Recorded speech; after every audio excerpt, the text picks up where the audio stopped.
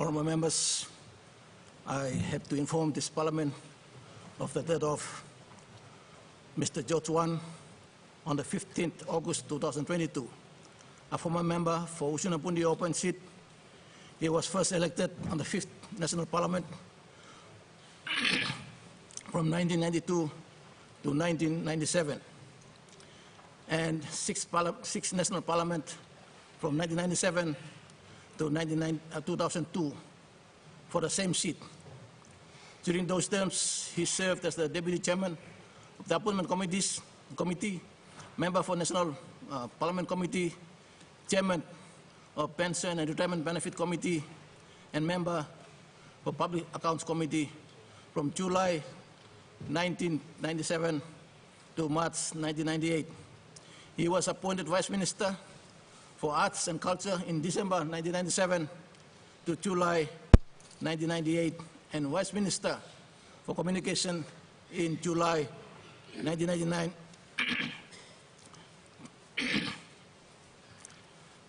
In state government.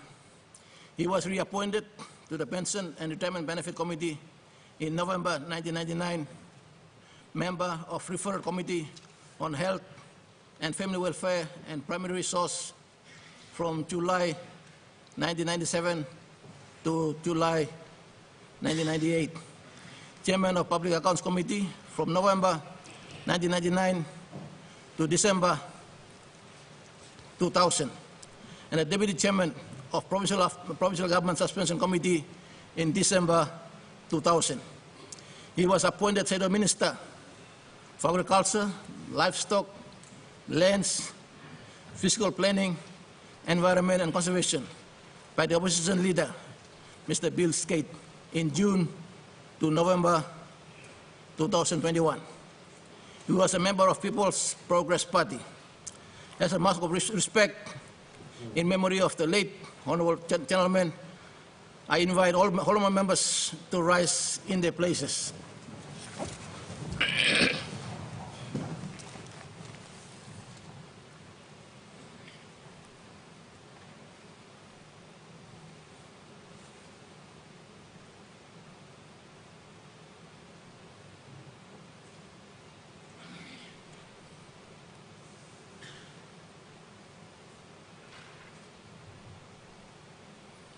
I thank the Parliament.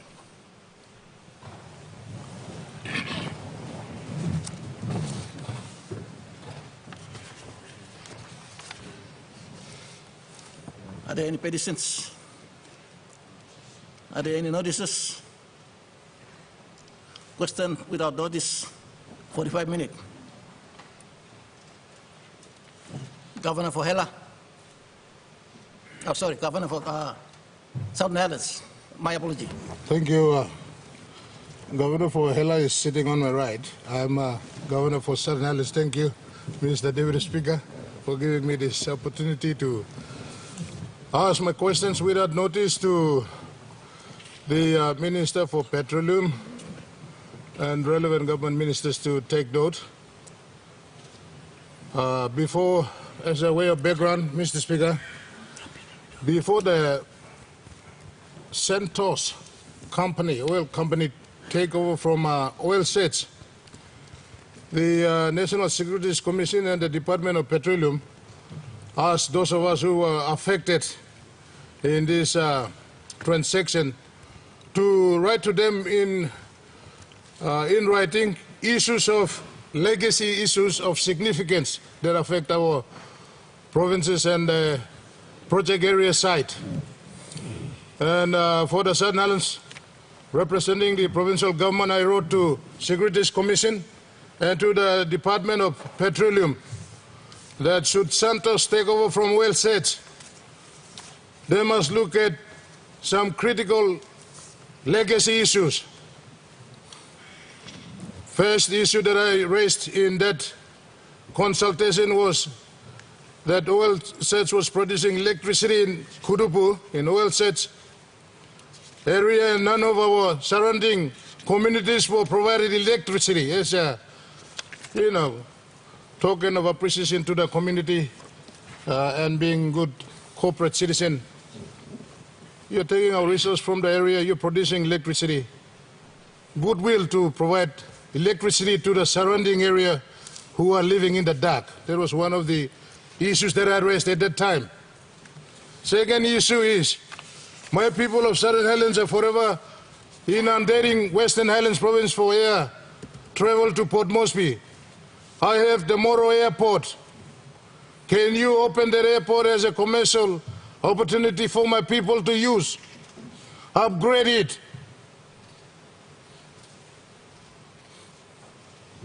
Third issue, the road from Kutubu to Poroma is being used by the PNG LNG containers, and it has deteriorated. And road blow, LNG, you know, belong people to us. Seal in this road.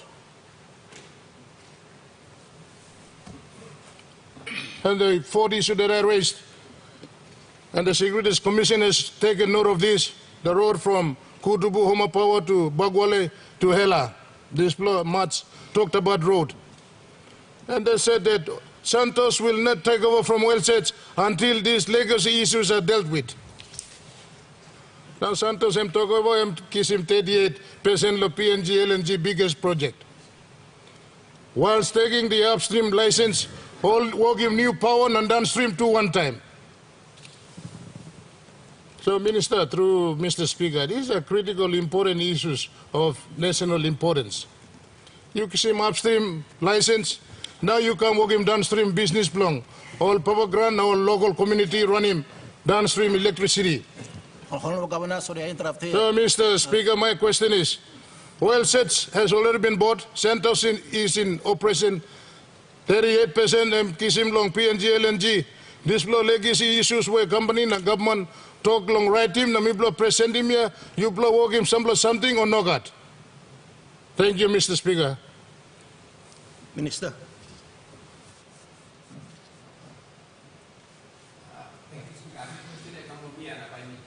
Answering. Thank you, Mr. Acting Speaker. This is the first time Ms. Sanaplo talk since me play come back to election. So past time through me like talk thank you all people blo since neongumuk lol voting me come back for the third time. Lo simbu me play got custom lo no can voting money come back lo number 3 time consecutive. So this is the first time it happen. Me humble na me talk thank you all people blo me. Ikam lo question long leader blo imi lo Southern Highlands Governor Honorable Governor Powi all strong plus questions, very important questions. Me need to answer them carefully.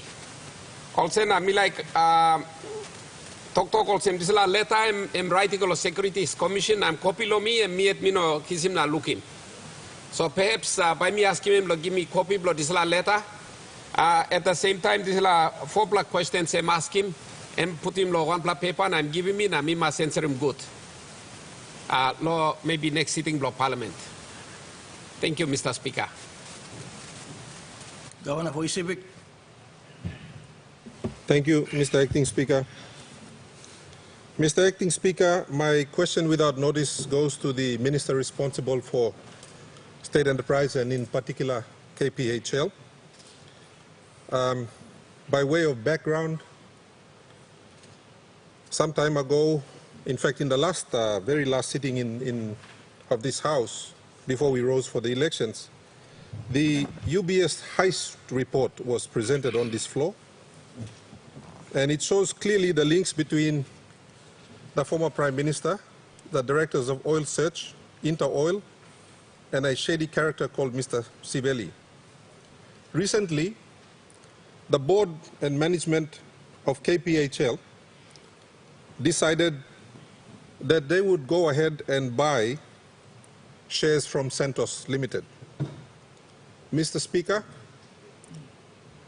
as a representative on this floor, I take issue with that decision, simply because in the UBS report that was presented on this floor, it clearly shows that the taxpayers were conned into paying for the shares that Oil Search took out of the Papua LNG, and we paid over $1 billion for that. And immediately after the findings of the inquiry were made public on this floor, the MD of Oil Search retired as a direct consequence of the findings of the inquiry. Oil Search was then merged with Santos, in my view, to extinguish any legal proceedings in Australia because that's where they are domiciled. They did it to avoid prosecution. Now we find that a 100% PNG-owned and managed company, the entity called Kphl, intends to buy 5% of Papua LNG for another $1 billion. Mr. Speaker, my first question is that, does the left hand of government, which is Kphl, understand what the right hand of government, which is this House, has done by spending a significant amount of taxpayers' money on a very public inquiry? Do they understand that? Do they understand that they are part of the same government? Because the people of Papua New Guinea own this entity 100%. How will you know sabe lo when something come up lo this la flow me like sabe? Number two question below me. Are state entities allowed to purchase stolen property? Are they somehow absolved of responsibility so they can go ahead and purchase stolen property? Because the 40% of that Papua LNG that was purchased using the UBS funds that came from the taxpayers of Papua New Guinea are now property of Santos through that merger. My second question is this. Given that the state has now, through its business arm, gone ahead and purchased these shares, or intends to purchase these shares, do these actions now make the findings of the inquiry null and void? And does this action now make the findings of the inquiry useless and unenforceable because we have agreed to purchase stolen property that our own findings have confirmed are stolen? My fourth question, Mr. Speaker.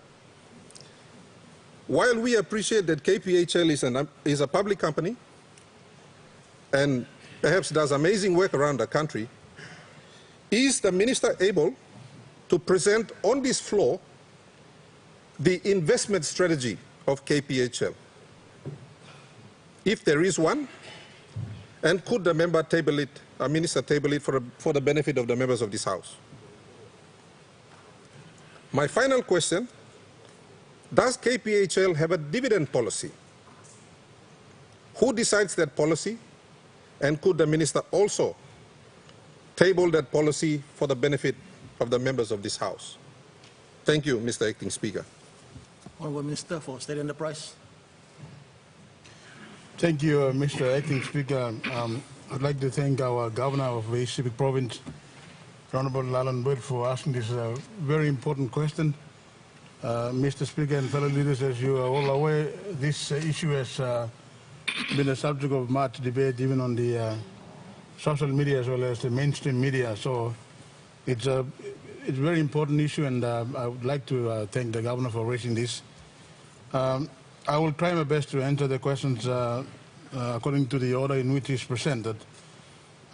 Yes, Mr. Speaker, in relation to the arrangement by Kphl Petroleum Holdings to purchase 5% equity in Centres, I must point out that the issues which led to the establishment of a commission of inquiry into the UBS are slightly different in that at that time the government through Kphl Petroleum Holdings Limited acquired 10% shareholding directly in Oil Search Limited, whereas in this case the arrangements are for Kphl Petroleum Holdings Limited to acquire equity in the LNG project, not equity in the company Santos.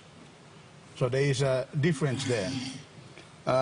We must not forget the fact, leaders, that Santos is a publicly owned company, and that it can offer the same shares to other partners in the current PNG Papua LNG project.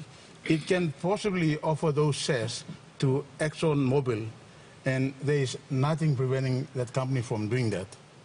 So because of the representations that were made by our leaders, including the Governor for Southern Islands as well as our Prime Minister, Santos, although it had no legal obligation whatsoever, agreed to allow our nationally owned company, an opportunity to acquire additional equity in the LNG project.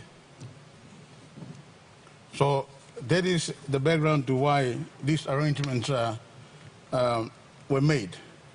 In relation to the first question, whether Kphl Petroleum Holdings Limited,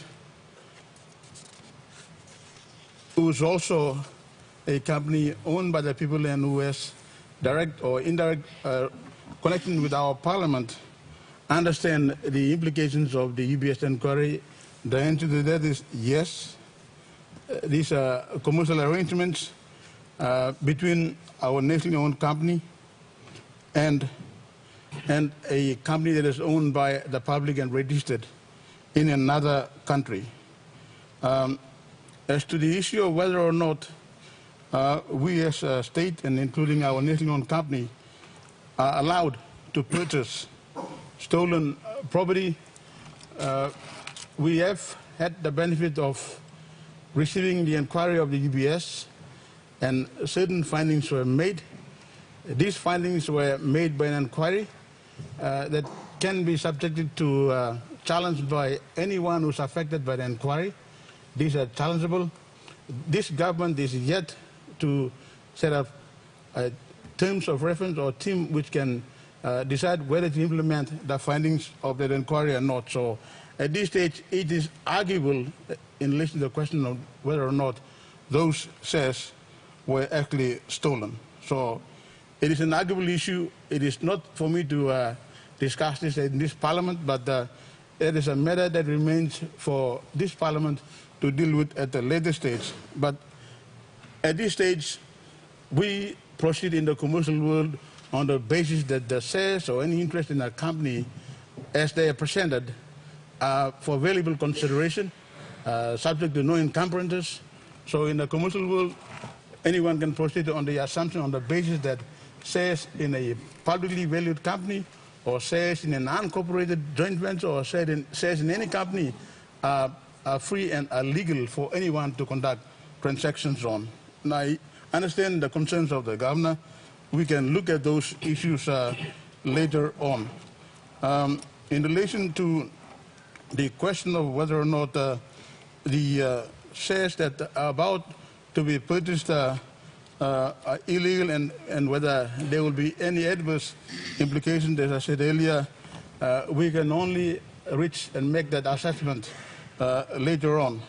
And also in relation to the investment strategy of Kphl Petroleum Holdings, Kphl Petroleum Holdings, like all the other companies that are owned by the state through the Kphl Group, are required by law to present their annual reports through Cabinet, who then authorizes the minister responsible to present them in Parliament.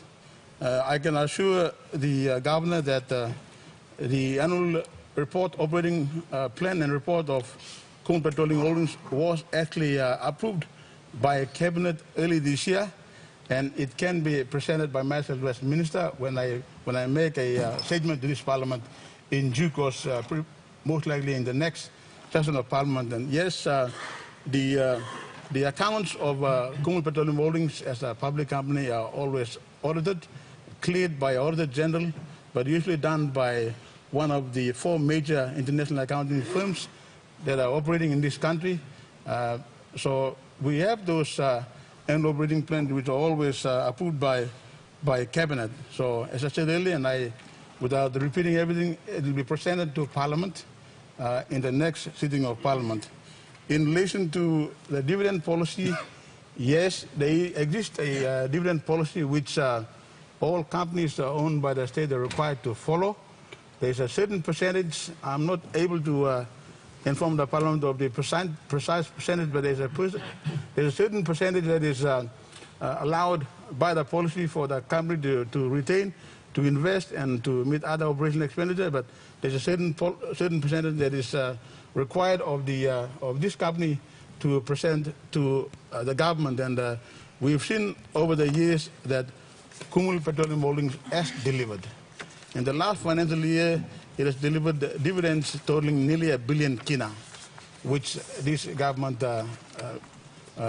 badly needed for our country. So it has been providing dividends. There is a dividend policy in existence. I can assure the governor that if he allows me time, I will be able to write to him and inform him of the precise percentage of the dividend that is required to be paid by this company to the shareholder. I'd like to thank the... Minister, you have a point of order? Thank you, Mr. Acting Speaker. Just a correction, perhaps to inform the Minister. My request was that those documents be presented to the House and not given to me personally. Thank you, Mr. Acting Speaker. Minister. Thank you. I'd like to thank you. I'd like to thank the governor for clarifying this. I misunderstood. Yes, it will be presented publicly to this Parliament along with my ministerial statement, as I alluded to earlier. Thank you, Mr. Speaker. We have a supplementary. Governor for Southern Island. Sorry, Hela. One province, so I can be on both sides. Thank you, Assistant Speaker. My supplementary question is it's related to the same issue. First of all, it's good to hear that note that Minister then, Petroleum Minister, Honorable William Duma, now Minister for State and Enterprise, was the minister behind the PNG LNG project. And he has an institutional memory of how we have structured the PNG LNG agreement. In Kokobo, then late Prime Minister, Somare gave us 4.27% to the 5 provincial governments, affected LLGs, and over 20,000 landowners. 2 NEC decisions have agreed to give that to the provincial government and landowners. Since 2020, September 2000, March 2020, an NEC decision was that the 4.27 plus all the income generated from that must be released to the beneficiary groups. Last year, over 1.2 billion revenue generated and received by Kphl. 25% of that is rightfully belongs to my people, the people of Southern Islands, Western Province, Gulf Central Province. Why Kphl is milking on that money belong to the people after 2 successive NEC decisions have given that right. Prime Minister, who is the trustee shareholders, wrote to them, and why Kphl continue to, misuse that money, abuse that money, and gave small piecemeal message to the landowners and provincial government. Honorable Minister, when are you going to release that money? And what are you going to do with the over 300 million or 200 million received last year was never paid to us? And when are you releasing that 4.27 million? We don't want to be part of a Kphl group going around investing with speculative investments. My people's 4.27 must be released immediately. Give me the deadline. When are we going to enforce the NEC decision that was still outstanding since 2020? Thank you, Mr. Speaker. The Honourable Minister. Thank you, Deputy Speaker. I'd like to thank the Governor for this very important question. Firstly, I can agree with the Governor that it is true that the landowners are entitled to 4.27. There is no dispute about, and I can agree with him, having been the minister responsible who was part of the negotiation which led to an agreement for our landowners to be given that percentage. To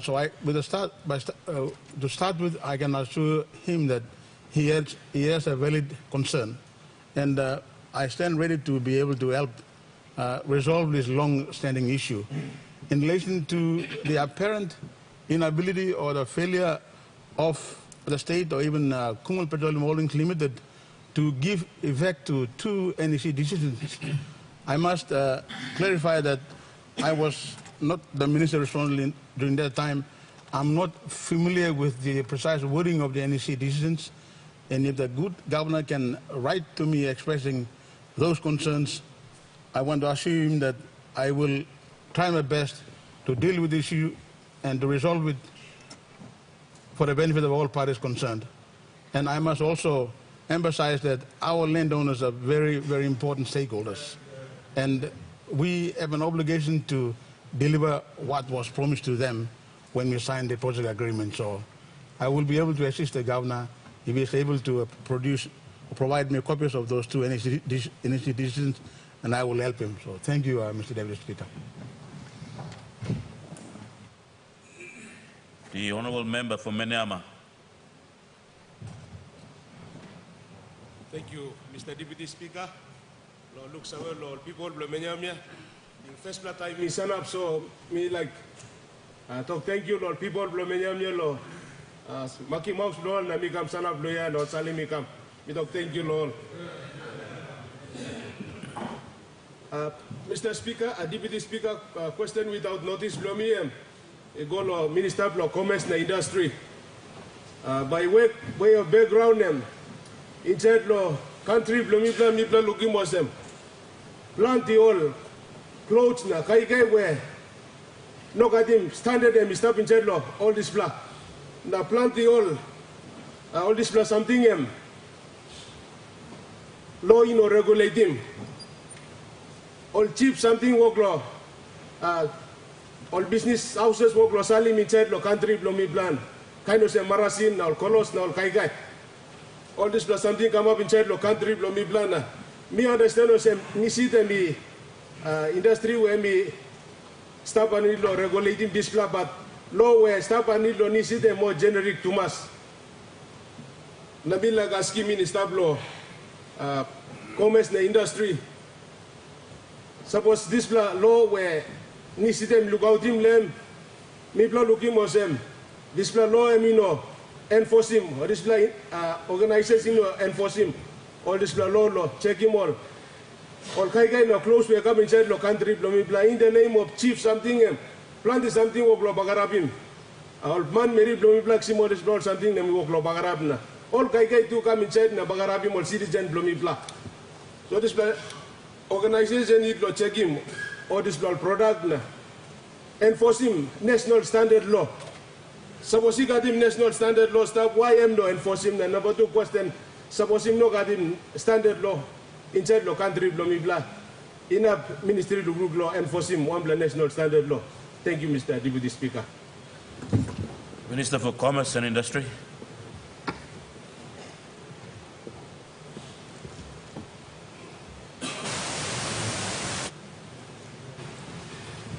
Deputy Speaker, I thank the good member for Menyama for raising that important question.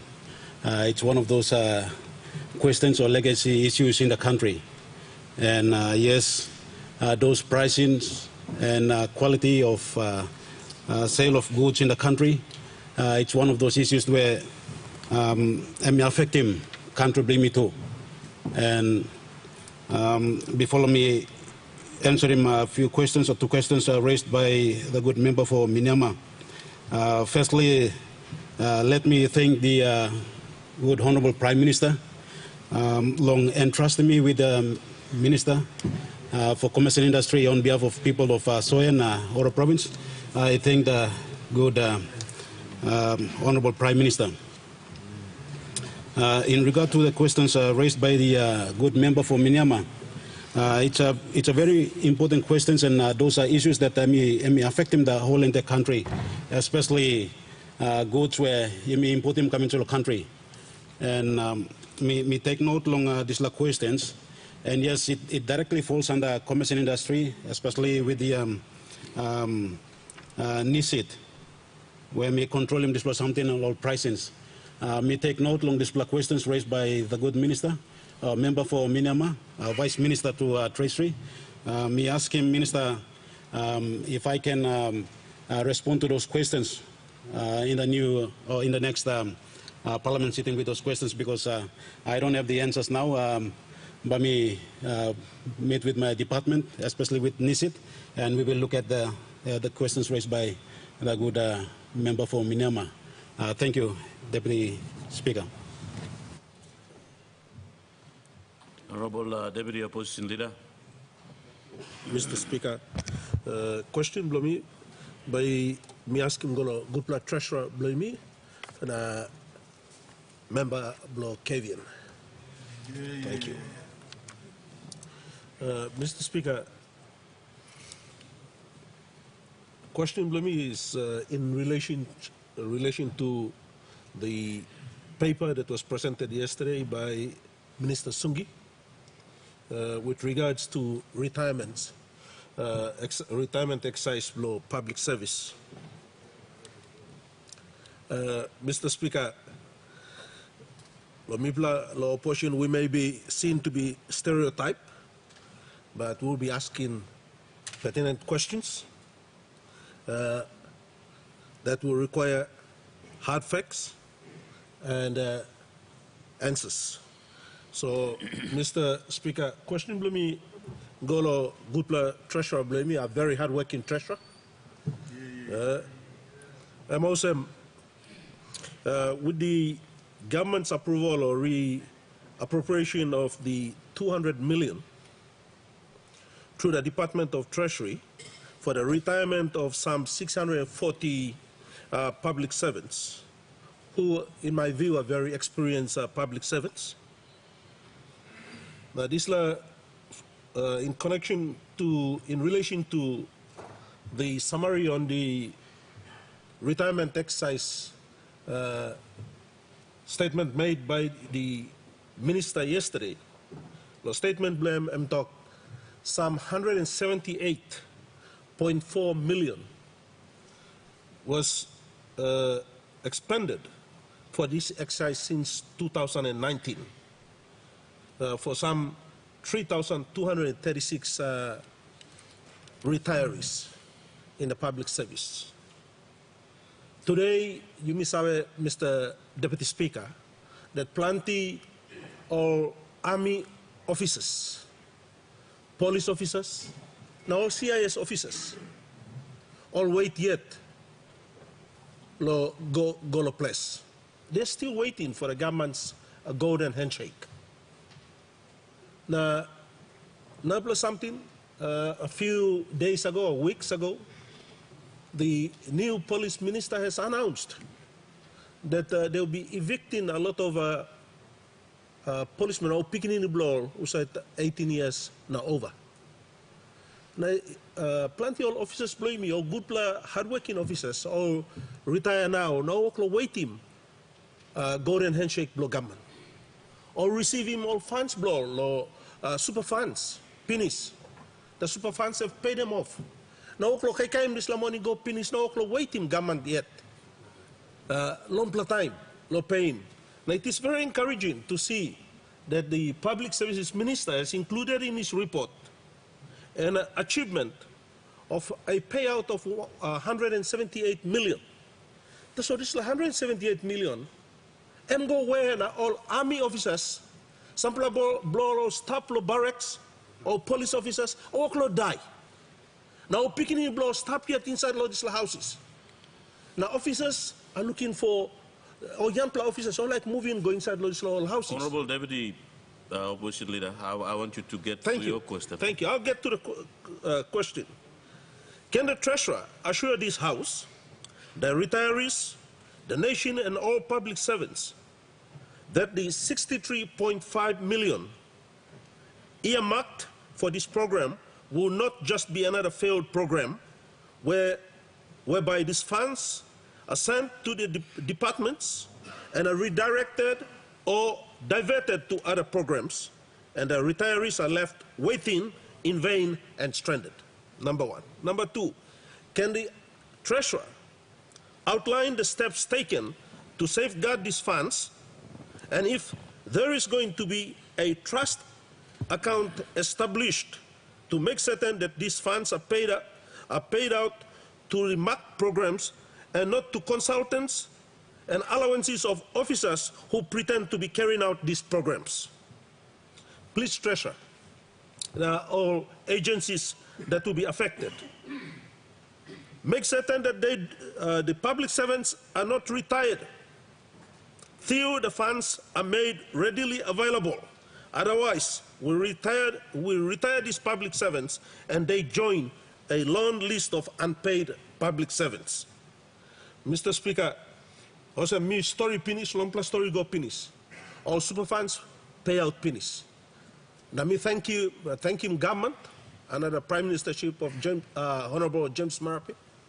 Now all ministers play plows and you plow walk in big plow walk. Now plenty plow have got their payouts. That's what some plow who have retired since the 90s or plow 80th.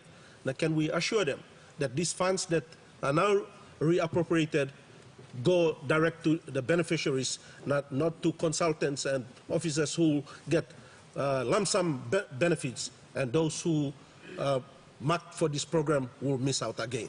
Thank you, Mr. Deputy Speaker. The Honourable Treasurer. Thank you, Mr. Speaker. I want to thank the Honourable Leader for his detailed questions. And I want to assure him and both this House that since this government took over in 2019, we have had a very focused plan. We have worked very, very hard to deal with legacy issues with public service wages. Just generally, Mr. Speaker, in response to retirement benefits, I've mentioned on this floor in several statements that we must ensure that we complete this retirement program for all public servants, because the net result will be a saving of around 120 to 130 million from our wages bill. So that's the big picture, and we remain focused on that. Again, with public service wages, the blowouts, which has been a huge expenditure pressure in all budgets from all governments. Mr. Speaker, if I recall correctly, when we came into office in 2019, the wage blowout then was a massive, unacceptable, about 1.1 billion kina. In 2020, we reduced this down to about 780 million, if I recall correctly, and then we reduced that down to about $500 million kina in 2021 last year, and we continue to reduce that blowout. So we're very serious, Mr. Speaker, in trying to deal with these issues. In the specific question asked by the Deputy Opposition Leader, what plans do we have to ensure that the 63.5 million kina is not misused, and what steps do we have to protect these? Firstly, Mr. Speaker, I do detect some merit in his thinking and a desire to ensure these funds are quarantined and, of course, protected so that they're not misapplied. And I note your suggestion, your hint that perhaps we could put that into a trust fund. And because there's some merit in it, I'm happy to take that up with the Minister for Finance, who is empowered under the Act to establish some trust accounts. But in relation to having it protected and not to be misused, I take note of your concern, and I'll continue to manage these funds as I have other funds since I've become Treasurer.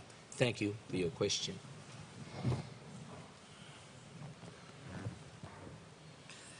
The Honourable Member for Rikos.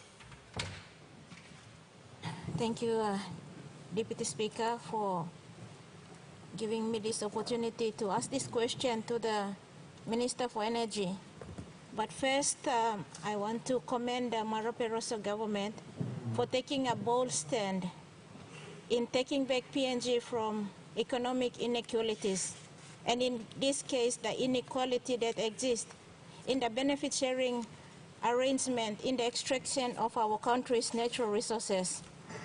And I think our Prime Minister, Mr. Speaker, deserves commendation for his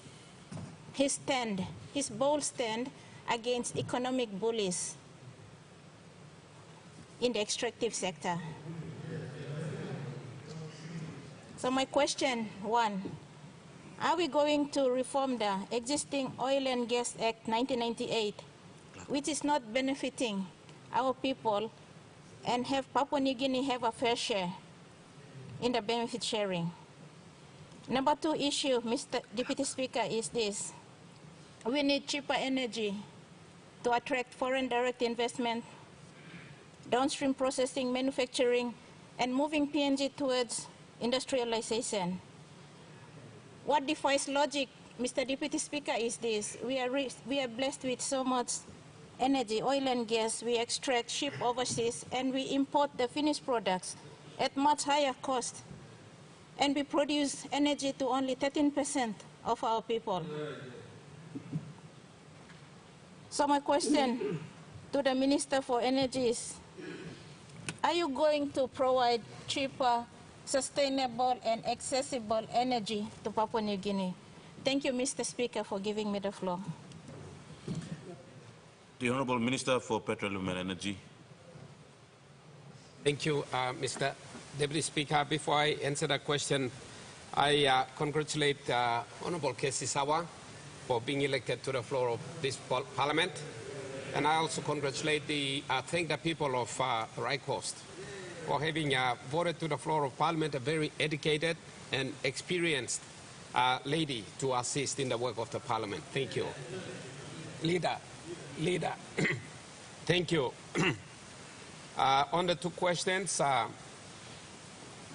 most of us have always taken the view, Mr. Speaker, that the Oil and Gas Act operates repressively against the people of Papua New Guinea and the state. And since the Marape Basil government and now Marape Rosso government has been in office, we have been looking for means and ways to reform the existing statutory regime. The current regime we have under the Oil and Gas Act is a post-World War II regime, which is based on a system called a concession-based licensing system. That's where operators come in, we give them licenses, they make a discovery, and we forfeit our right of ownership to them 100%. And very importantly, we give it to them FOC. And then they, upon receiving that gift, they then sell back a certain percentage back to us. This applies to both petroleum and mining. In mining, there's an option for them to sell us up to 30%, and in petroleum, 22.5%. So what we give them free the other day, they sell it back to us the next day for a commercial price. So what happens here is that when that offer is made, we run off. We run off to the banks and we borrow money to buy back that percentage that's been offered. So it's called a buyback scheme. Or from the Papua New Guinea's perspective, you can call it a buyback scam. But that's the law. It is the law that's been made by this Parliament. Since the beginning, that law continues. So we continue to struggle to give it away, our ownership rights, 100% free of charge, and struggle to buy it back. So when that situation arises, we go in and we borrow money. So that's the first instance when we borrow money under this current legislative scheme. The second instance we run off to borrow money yet again is when that project goes into a construction phase. Then each participant is required to contribute a percentage of the construction cost equal to the equity. So if we had 22.5% equity, which we bought back, then we are required to contribute to 22.5% of the construction cost. And that is big money too, Mr. Deputy Speaker. So for the second time, we run to the banks, cap in hand, we borrow again. So before the first gas is sold, first mineral is sold, we already have 2 massive loans in our hands. And then when revenue begins to flow, it takes us up to 10, 15, 20 years to pay down that loan before we receive 100% of the revenue into consolidated revenue. And what happens at that point in time, Mr. Speaker, is that the resource has declined, diminished, because we've been harvesting, digging it out and selling it. So by the time we are able to receive most of our revenue, the project life is towards the end. So it doesn't operate well for us, Mr. Speaker. So if we are right-thinking leaders, we want to maximize benefit out of our natural resources. For the benefit of the people of this country, we have to reform this law. When we took office, Mr. Speaker, the Prime Minister said we must take back Papua New Guinea. In terms of natural resources, we must maximize our revenue gains in those spaces. Those are the 2 leadership calls he made. And that drives our focus, the focus of this government in all economic sectors. And we ministers remember those leadership calls all the time. We are conducting our businesses. So one of the first things that we have done, or I have done as Minister for Petroleum from 2019, was to introduce to this Parliament a draft bill to move us away from this concession-based licensing system into a new regime called the production sharing arrangement. That will eliminate the need to go to the banks and, that will eliminate the buyback scheme or scam. That will eliminate the need for us to go and borrow. The resource will be developed at the developer's cost, and we share upon the production being produced, the resource being produced. And we all market our own shares so we can market it together. But this loan business, massive liabilities that we incur under the concession-based license system has to be eliminated. So in the last, towards the end of the last Parliament, I introduced a bill which was approved by the Cabinet. I tabled it. It was on the notice paper of this Parliament, but 2 things happened. Number 1 is that we received some late submissions to revise certain parts of it from important leaders on the floor of this Parliament. That was one. The second thing was that we had reached the end of the term and we went into an election. So, Mr. Speaker, we withdrew that bill.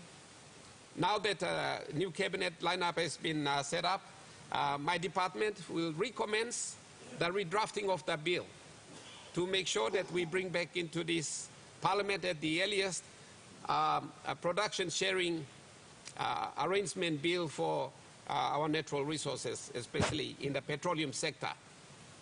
And that is the opportunity we will have, and I ask, if you people want us to maximize the revenue on the harvesting of our petroleum resources, especially in this country, we need the support of all you leaders on the floor of this Parliament when the bill comes in.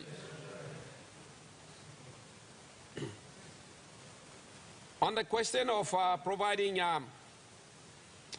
cheap gas, it is very hard to do that under the existing legal framework because, as I said, it's ownership-based. We forfeited our ownership upon the grant of a license, upon the signing of a project agreement, and then we can only deal with our shares. So if we wanted to provide cheap gas, perhaps we can be able to use our own share of the production to provide cheap petrol, cheap diesel, etc. But on the other hand, we also have a big demand for cash to use to develop our country in all other areas. So a decision has to be made between providing cheap energy and also bringing in maximum amount of cash so that we can meet the demands for cash for everything else in this country. So that's the issue we have. However, as I said, the main point is that the current legislation does not favor us to make that. in the application of the current oil and gas, I've seen that there's a tiny little space where we can be able to do that. We can be able to do that if we put those resources in the hands of the state itself or nominees and agents of the state. Then we will be able to put a certain volume of resource or oil in the hands of the state itself, and in that space the state itself can then be able to claim ownership, 100% ownership, instead of giving it away, produce it and make it available to meet the state's need for the provision of cheap energy in this country. Now, I know that the Minister for Commerce is doing a lot of work. He's wanting to industrialize this country. He wants to move into manufacturing. All of those things, he needs that cheap energy. He needs cheap petrol, he needs cheap kerosene, he needs cheap oil, he needs cheap gas. All those things have to be made available for businesses in this country. And if we reduce the cost of manufacturing in this country, we can be competitive in the world market, and we can grow our country that way. So because there is very limited ability to do that, we have been looking at it, working at it, and I think finally we've come up with an idea, which I've sat down with the Prime Minister on Monday, and discussed it with him. We got his blessing. We'll be working further off it on this idea, and if it works out well, then there is a prospect of making available to this country a certain amount of oil and gas on a price that the government will fix, because the production under that arrangement will be ours and not in the developer's hands. So we are working on that. But other than that limited opportunity that has just emerged, there isn't any other opportunity. We have to wait until we reform our laws, and then we will create that opportunity. So I am one person, Mr. Speaker, who believes that we must make available cheap energy in this country in order to support the work that other ministers do in the economic sector. In order to industrialize our country, we need cheap labor, cheap resources, and cheap energy. When you combine them, you can achieve all those targets. Smelting of gold, smelting of copper, smelting of iron, aluminium, all these things can be done in Papua New Guinea if we provide cheap gas. So that is our target. We are working on it, and in due course we will let Parliament know if it turns out positively. Thank you, Mr. Speaker. The honourable member, our question time have already been lapsed.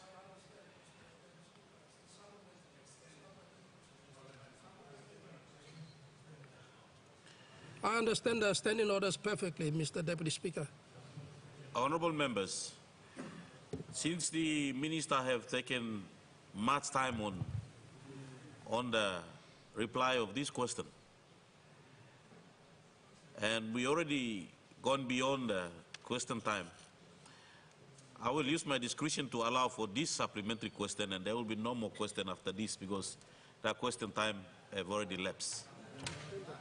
Thank you, Mr. Deputy Speaker.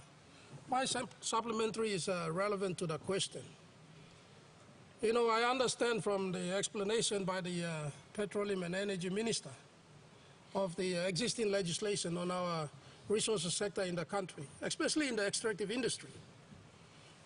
Mr. Deputy Speaker, the law seems to be the laws that we have adopted from our colonial masters. It's based on the Crown law. My supplementary is this. You know, it's high time, as we approach 50 years of our country's independence, that we need to really seriously look at revolutionizing the industry sector by coming up with major reforms. And I would want to suggest, and I asked the good Minister for Petroleum and Energy to consider having our landowners to have a free carry in all the resource sector extractive industry. I say this because with the existing laws, we actually do not own anything. We call ourselves landowners for nothing. And from the laws that we have, whether it's in the oil and gas sector or in the mining sector, the company that's doing the exploration, when it finds the resource, it is given the first right of refusal to develop. And we are asked to pay our equity in that particular resource, which is totally wrong. Totally wrong, and it must not be entertained at all, and there must be a law, and we need to bring that law quickly.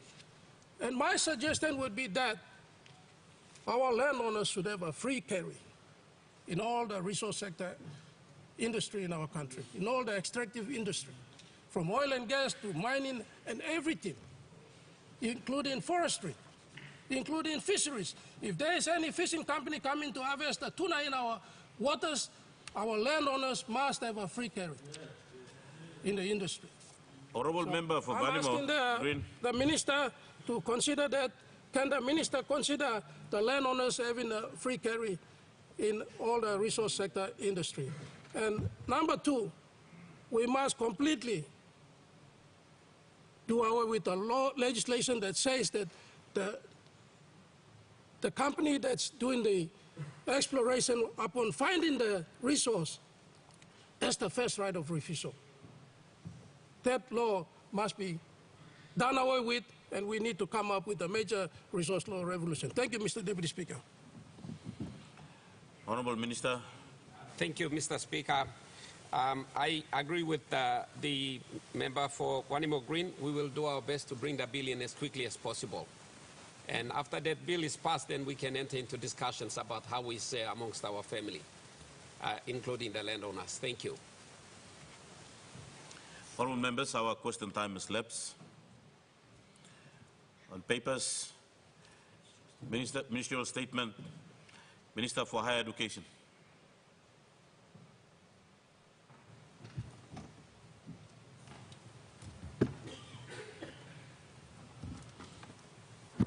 Thank you, Mr. Deputy Speaker. My statement is on fostering demand-driven and a sustainable higher and technical education in Papua New Guinea through strategic interventions to support socio-economic development. Mr. Speaker and honourable members, Prime Minister, I thank you for allowing me the opportunity to address this House on behalf of my ministerial portfolio and department, the Ministry and Department of Higher Education, Research, Science and Technology. Let me on behalf of my people of Kandep thank the Prime Minister, Honorable James Marape, for giving me this confidence in my capability and leadership by entrusting me two most important ministerial portfolios under my humble care: Ministry of Higher Education, Research, Science and Technology, or in short, we call DHEST, and Ministry of Sports. The two different portfolios, nonetheless, Mr. Speaker, they both address integral human development, the most important factor in human life. I shall present another paper on sports later. I commend and thank the Marape Rosa government for prioritizing and addressing integral human development through DHEST and sports to achieve quality well-being of our nation. The Prime Minister's continued personal support for progressive developments in the higher and technical education sector and sports in Papua New Guinea is a strategic step approach in the right direction. The Prime Minister's focus in these two sectors to have quality and productive human beings developed, who in turn will successfully develop the country, is one that I will apply my efforts to the best that I can to bring Marape Rosa government vision into realization. Mr. Speaker, I personally believe in knowledge. and quality human growth and development. If you like, let me put it this way. My second religion to Christianity is integral human development. I believe in the development of the human person in every aspect of it. I believe unwaveringly that if we all as a nation develop human intellect, capability, and human skills, this country will be in safe hands for many, many years to come, because the future generations will have the country in their hands. Mr. Speaker, I wish to firstly inform the National Parliament of the current state of higher education and skills development in the country by presenting a brief overview of the progress of the higher and technical education reform. Secondly, in our endeavor to improve access, quality, relevance of higher education and skills development, I wish to present my minister's strategic targets for this term of Parliament in shifting from a supply-driven curriculum towards demand-driven curriculum and training packages. I will address quality education and technical vocational skills training. I will also touch on a bit of resourcing at the end. Mr. Speaker, the higher and technical education landscape in Papua New Guinea is transforming to meet the demands of the 21st century amidst the shocks of the COVID-19 pandemic, the Ukraine-Russia war, and limited budget support over the last 5 years. The amendments to the Higher Education General Provisions Act 2014 and the subsequent passing of the Higher and Technical Education Reform Act 2020 provides the enabling legislative framework to reform, transform, and unify what used to be a relatively small and fragmented higher and technical education system as directed by the NEC decision number 25 in 2017. Mr. Speaker, implementation of the reform is guided by the normal higher and technical education plan of 2021 to 2030 and National Skills Development Plan of 2021 to 2025. These plans provide directions for implementing the reform to increase access, enhance quality, and relevance of higher education and skills development in the context of digital technology transformation and a knowledge-based economy. Mr. Speaker, the implementation of the higher and technical education reform is tied to the following 5 key result areas.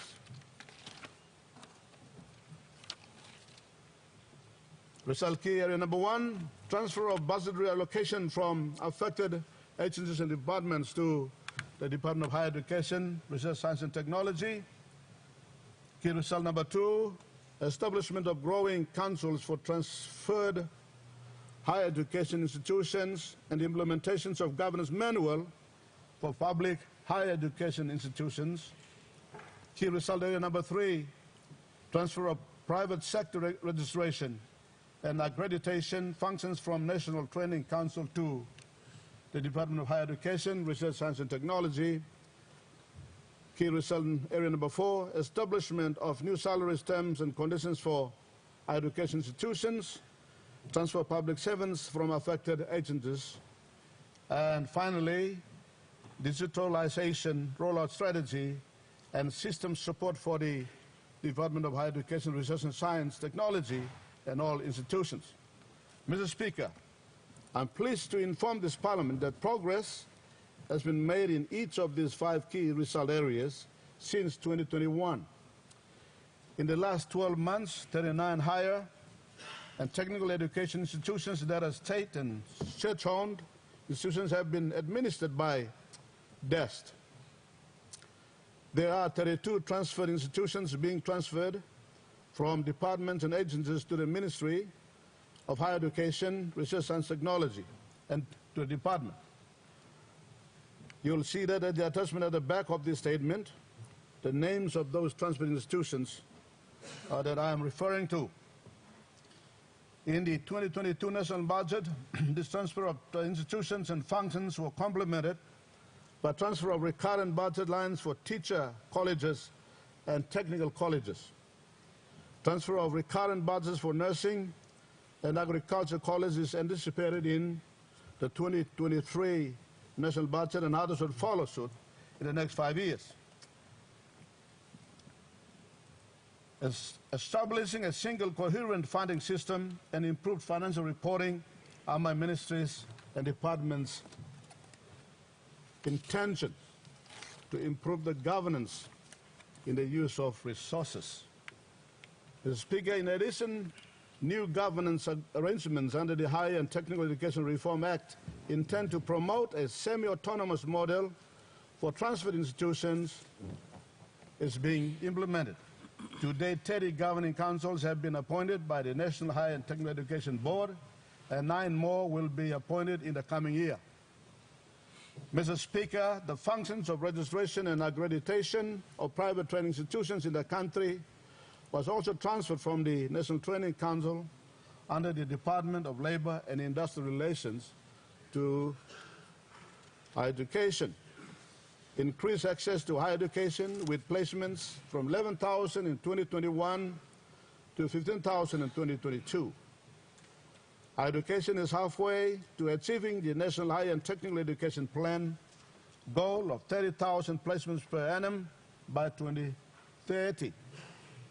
Strategic imperatives for accelerating sector growth and expansion include facilitating institutional mergers, amalgamations, and new institutions, continuously improving sector regulation and compliance, and the rollout of DEST's digitalization strategy.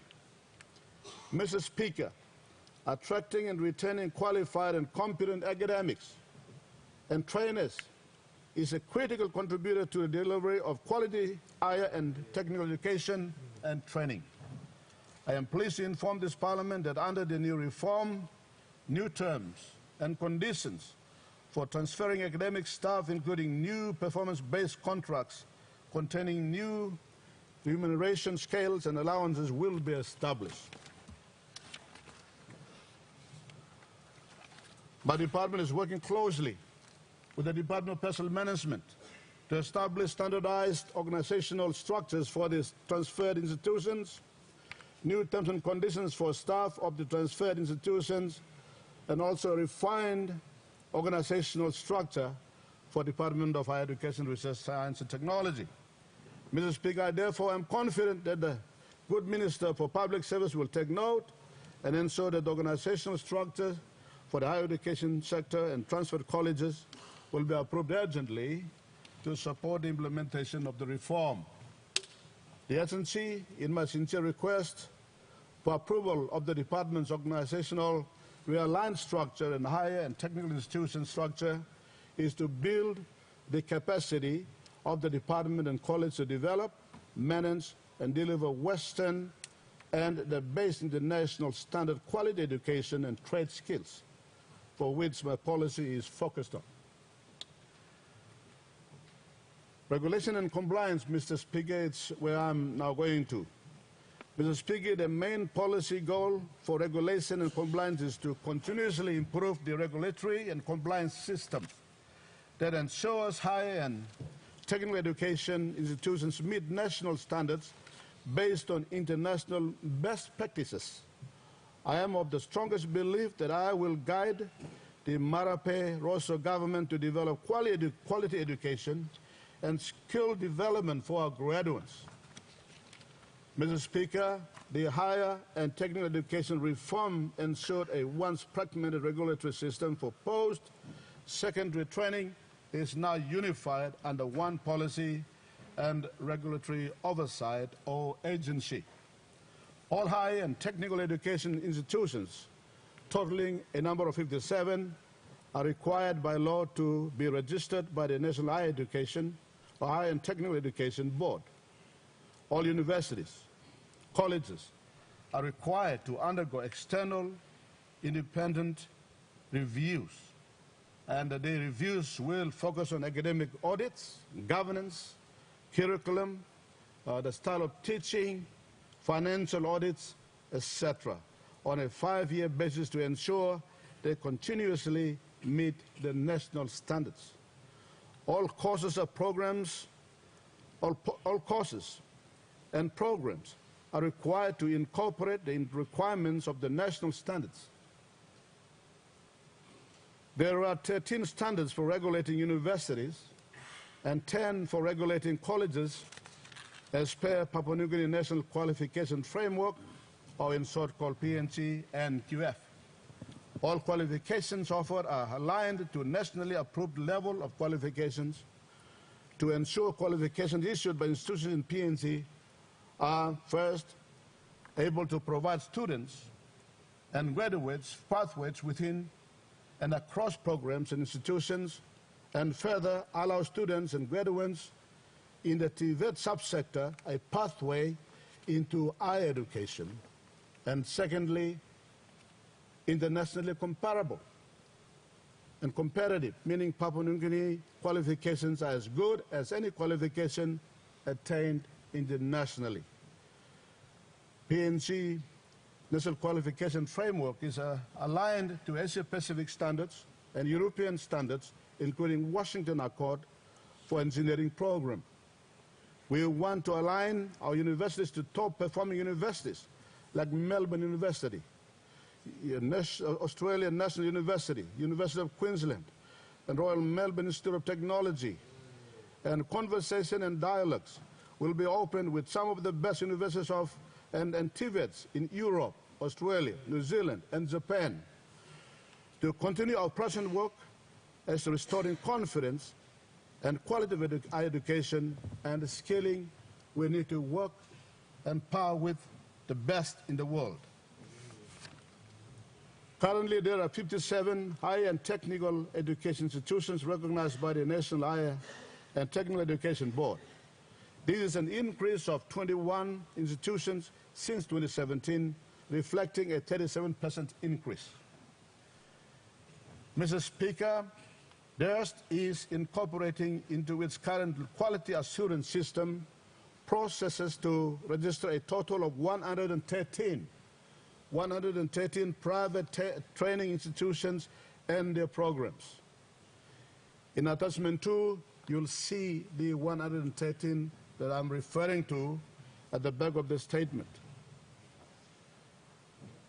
These private institutions will have to prove the sustainability and their strong compliance to the country's quality standard to exist as competitive and reliable knowledge developers and quality education. The 2 men sprouting, we have to have the control. Mr. Speaker, the current challenges for regulation and compliance of higher and technical education in PNG are challenges that we face in resources that are made available, as non-compliance to national standards by some institutions, and different curriculums are being taught or offered in the TVET subsector, most not meeting the demand and skills required by the industry. Those are the issues we must address. Mr. Speaker, while growth of new institutions and programs to cater for increasing number of school leavers annually is encouraged, I will emphasize compliance and quality assurance is mandatory. They have to follow the law, the quality standards, and the regulations that guide those institutions to remain competitive at the higher quality level. This includes new institutions proposed for members of parliament. Currently, more than 200 private institutions operate without formal registration and accreditation. Mr. Speaker, that is a very important issue to me because they must follow the standard. The department will ensure that these institutions fully comply with the regulations and be registered accordingly. Mr. Speaker, we will grow the private sector by registering private education and training institutions that are able to meet and satisfy the higher education regulations and are self-sustainable.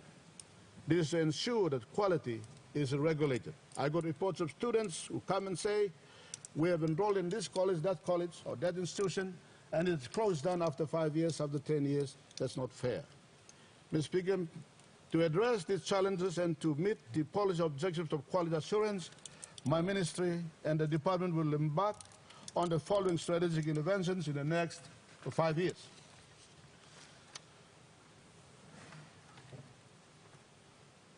Enforcement of the fees and charges.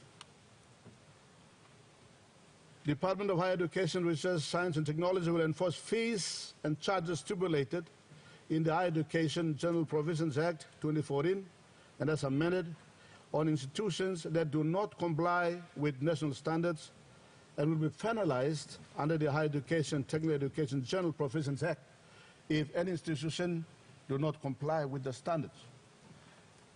And we will strengthen the registration and accreditation functions of the department itself.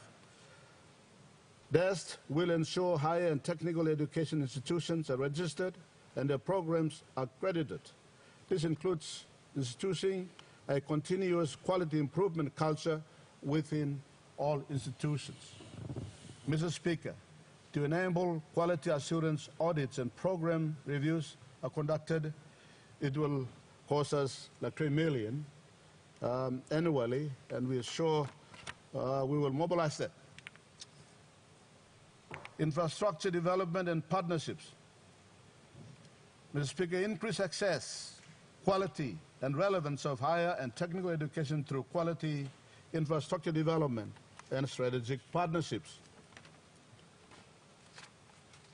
Mr. Speaker, for the last 5 years, infrastructure development for over 60 public institutions, state-owned institutions, and church-owned have been funded by the national government through the Public Investment Program, or PIP. While the number of institutions seems large and the funding struggles to support the increase the enrollment capacities of these institutions. Nevertheless, Mr. Speaker, 95 project components have been completed in the last 3 years, in 2020, 21, and 2022. The main infrastructure types include staff houses, hall of residence or dormitories, lecture buildings, multi-purpose halls, perimeter fencing, science laboratories, computer laboratories, amongst others that have been accomplished. The department will carry out an inventory assessment for all institutions to develop a proper physical infrastructure development plan. TVET institutions that have missed out on the phase 1 of the ADB project will be considered in the next phase, including teacher, nursing, and tourism. In so doing, we improve quality of teaching, learning, and infrastructure. This will include church-run institutions as well. Mr. Speaker, our aim is to make sure that all institutions are funded and up to required standards to meet the growing socio-economic demands of Papua New Guinea.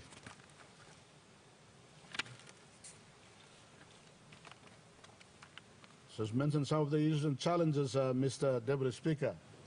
The main challenges in infrastructure development have been scarce funding and lack of capacity of institutions to deliver. It has been a trend in the last 10 years where actual funding received is less than the appropriated amount and significantly less than the requested amount. Another challenge facing has been that they need to relocate nursing colleges that are currently situated on land belonging to provincial health authorities, like in Eastern Islands and in Mainland Bay Province. Way forward, how do we address that? In the next 5 years, Mr. Speaker, as Portfolio Minister, it is my intention to ensure access to adequate quality physical infrastructure and teaching and learning resources contribute to relevant skills development in the next 5 years. To achieve this, I am directing my department to effectively administer the implementation of fiscal infrastructures to meet national standards, procurement of teaching and learning resources, and establish project management systems and processes. To address these challenges, my ministry, through the HEST, will embark on the following interventions in the 5 years. Mr. Speaker, the HEST is taking a two-pronged approach to infrastructure development with the intention of increasing student enrollments. The first approach is to build two infrastructure in each of the existing institutions at a cost of 530 million approximately over the next 5 years.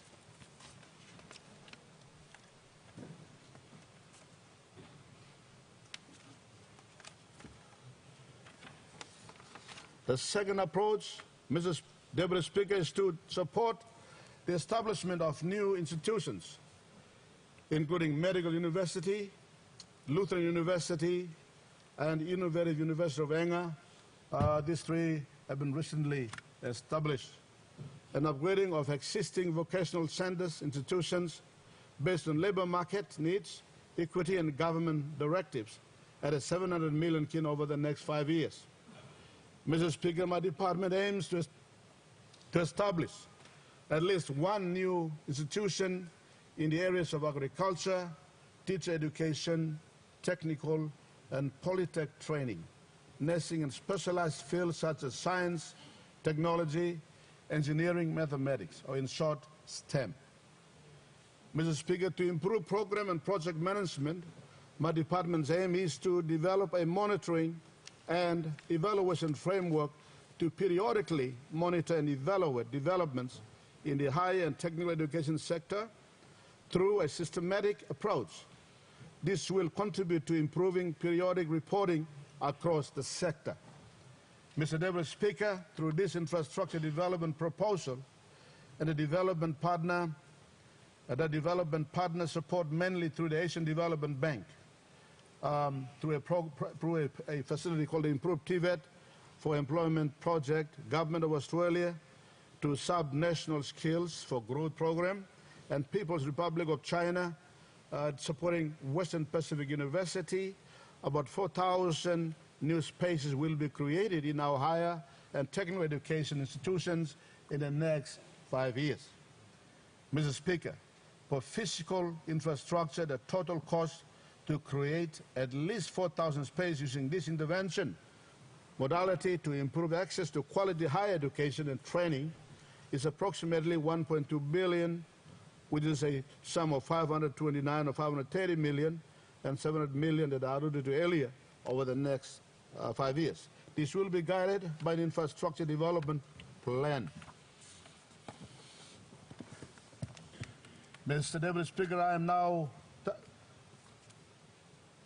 touching on the digitalization of learning, or e-learning, or online learning and studies. Mr. Speaker, the overall policy goal for digitalization is to connect and transform the higher and technical education sector through digitalization of management and service functions and enhance access to higher and technical education and research through digital platforms.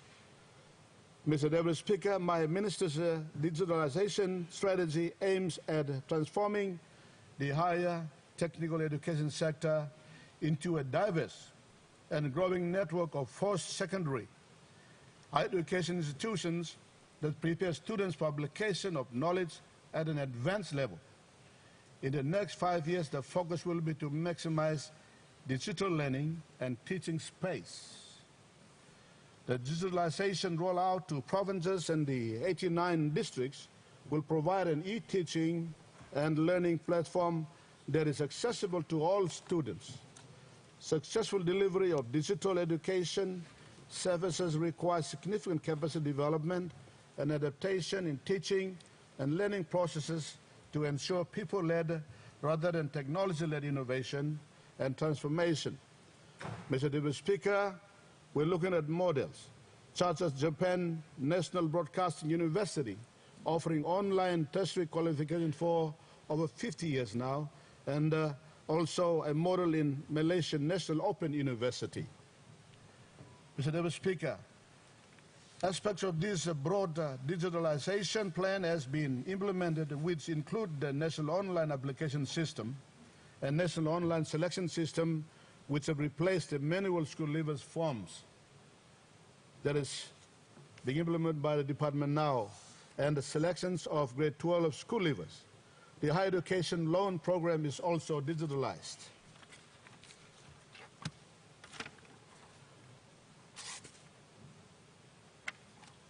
But the department will venture into partnering with ICT service providers such as Datacom, Telecom, and mobile companies, and others for provision of affordable and reliable internet service to higher and technical education institutions.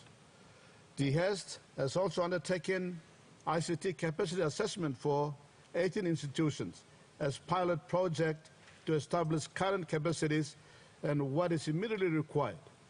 Mr. Deputy Speaker, I am confident that by working with the Minister of Information, Communication and Technology, we will be able to reach the target through online learning, and we will soon sign an agreement with DATCO to progress our digitalization strategy on the higher and technical education sector. Mr. Speaker, the lack of funding for digitalization and support systems rollout at DHEST and institution levels remains a challenge, but I'm confident that we can mobilize resources to address this issue. The budget submission for that program stands at 59.3 million pursuant to the budget formation for next year.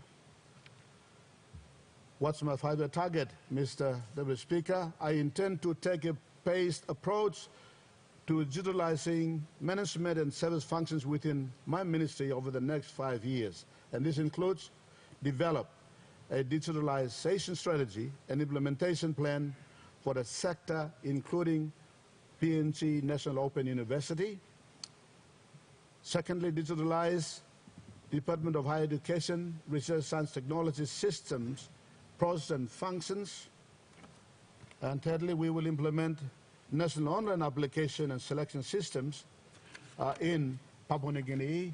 And fourthly, we'll provide provision of internet services to cover at least 50% of public and technical education institutions throughout the country. Mr. Deputy Speaker, to implement this phased approach to digitalizing the sector will require an investment of 81 million over 5 years. For instance, internet connectivity, e-library, database management system, and infrastructure.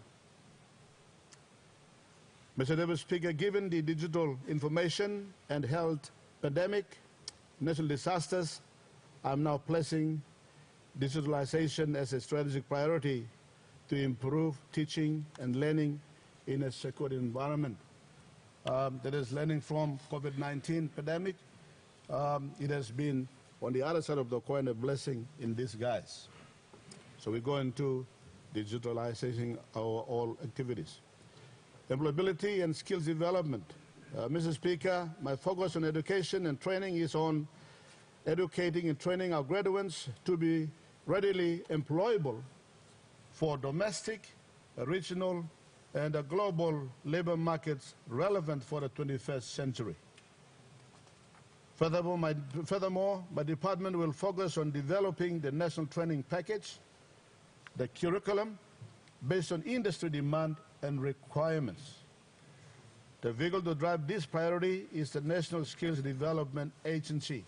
There's no point in teaching or training our graduates if they do not meet the demand in the industry. We must be market-driven. Mr. Speaker, the National Skills Development Agency is an agency within my ministry established in 2019 following a directive from the Prime Minister in 2018 to have a National Skills Agency under the DHEST legislative framework, which is the Higher Education General Provisions Act 2014. The intent of the National Skills Development Agency is to provide an enabling platform for oversight, regulation, planning, and development of national skills capacity.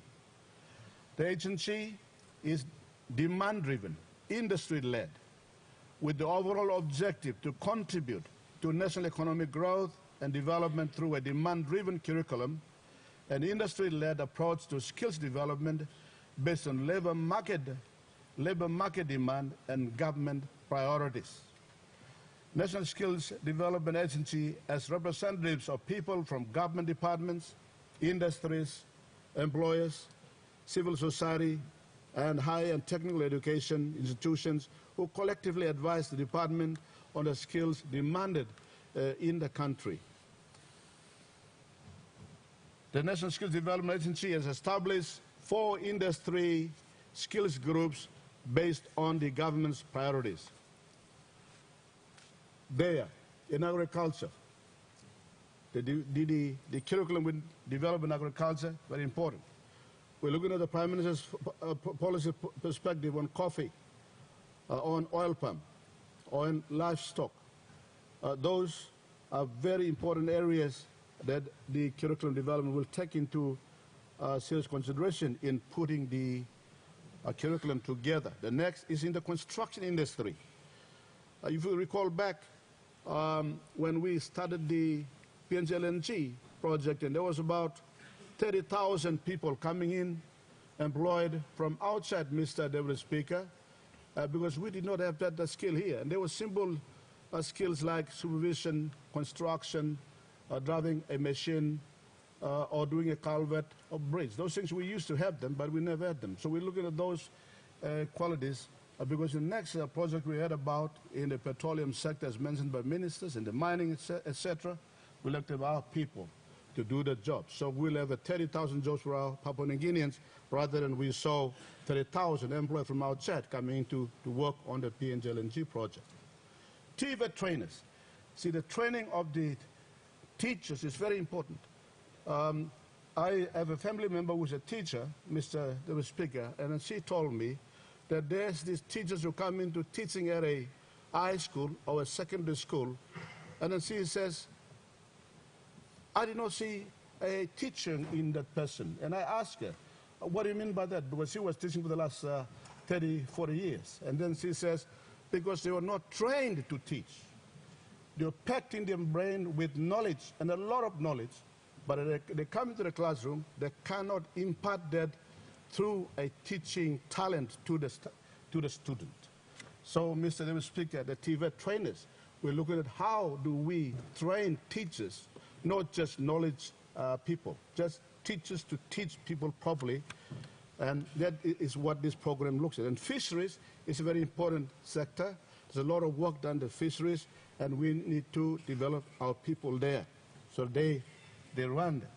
Curriculum development we are undertaking now will address developing skills in oil palm, coffee, livestock, and MSME, or micro, small, medium enterprises in general, under agriculture and all these other sectors that I alluded to. Work is currently in progress to establishing the nursing, tourism and hospitality, petroleum and mining, ICT, SME, downstream processing industry skills groups.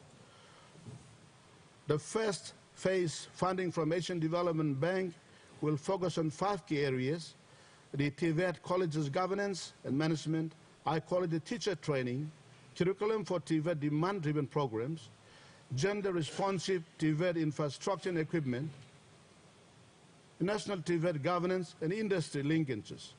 The next phase of ADB will consider implementing the NSC decision 2019 to roll out colleges in the 89 districts. And I would like to continue to enjoy the partnership with ADB, because ADB have been very strong and unwavering in their support in partnership to this country. Mr. Deputy Speaker, I might say when you look at gender-friendly, gender-responsive TVET, and I was a bit confused when the ADB guy and me, we discussed on this issue, and I asked, well, in a construction field, you do not create a different construction environment for the ladies and another one for the men. And I said that this is the same that they work in. But then gave me an example of University of Technology, when you go to University of Technology, Mr. Deputy Speaker, you find there's no female student toilet. And I learned those things are quite important in a studying environment. The next phase of ADP depends on the successful of phase number 1. Therefore, budgetary support is very important, especially counterpart funding, and must commence immediately the counterpart funding allocation in the 2023 budget. I have confidence in the Treasurer that he will do accordingly because he is taking lead in that loan. Mr. Speaker, industry skills groups composed of experts from various industries to provide advice on the development of curriculum and national training packages for their respective industries, ensuring that the training packages are targeted towards meeting the needs and requirements of industry and employers. Mr. Deputy Speaker, demand-driven curriculum to ensure that graduates are equipped with relevant skills needed in the industries, making them compatible and employable both locally and globally. Educate and train the highly educated and skilled workforce to support the government to grow the economy and sustain social sector in a secured environment. Mr. Deputy Speaker, the way forward in that area that I'm addressing the next 5 years will include, firstly, identify and prioritize additional industry skills groups according to government priorities and labor market demands. We will focus on providing relevant academic programs in the areas of science, technology, engineering, and mathematics, and sociology that addresses political, economic, social, and technological challenges. We've been talking about economic development, but I'm emphasizing socio-economic development in these curriculums that we're developing. Secondly, ensure delivery of the national training packages as a pilot delivery. Mr. Deputy Speaker, in the long term, the National Skills Development Agency is intended to be established as a standalone authority. We'll be discussing with the Prime Minister and other ministers and other stakeholders on this, if we can make it separate or create as an entity on its own to focus on the skills development. Mr. Deputy Speaker, to progress the work of the National Skills Development Agency and improve quality assurance of technical education and training in the next 5 years, an estimated of 4.3 million is required. This will cover development and pilot delivery of additional 20 training packages. This is critical to ensure standardization of training driven by industry demands.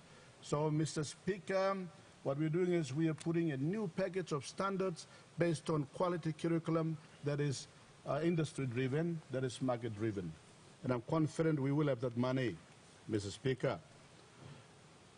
Sustainable resourcing.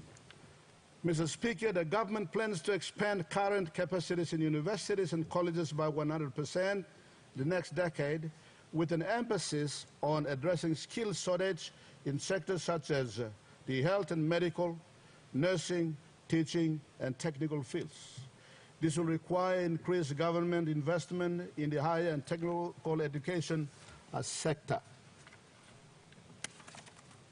Mr. Speaker, innovative funding sources will be pursued to complement the traditional funding streams of government, which are highly subject to boom and bust cycles of the economy. This will include promoting existing tax incentives, sovereign wealth fund to benefit the education sector, establishment of the Higher Education Endowment Fund, and donations, amongst others.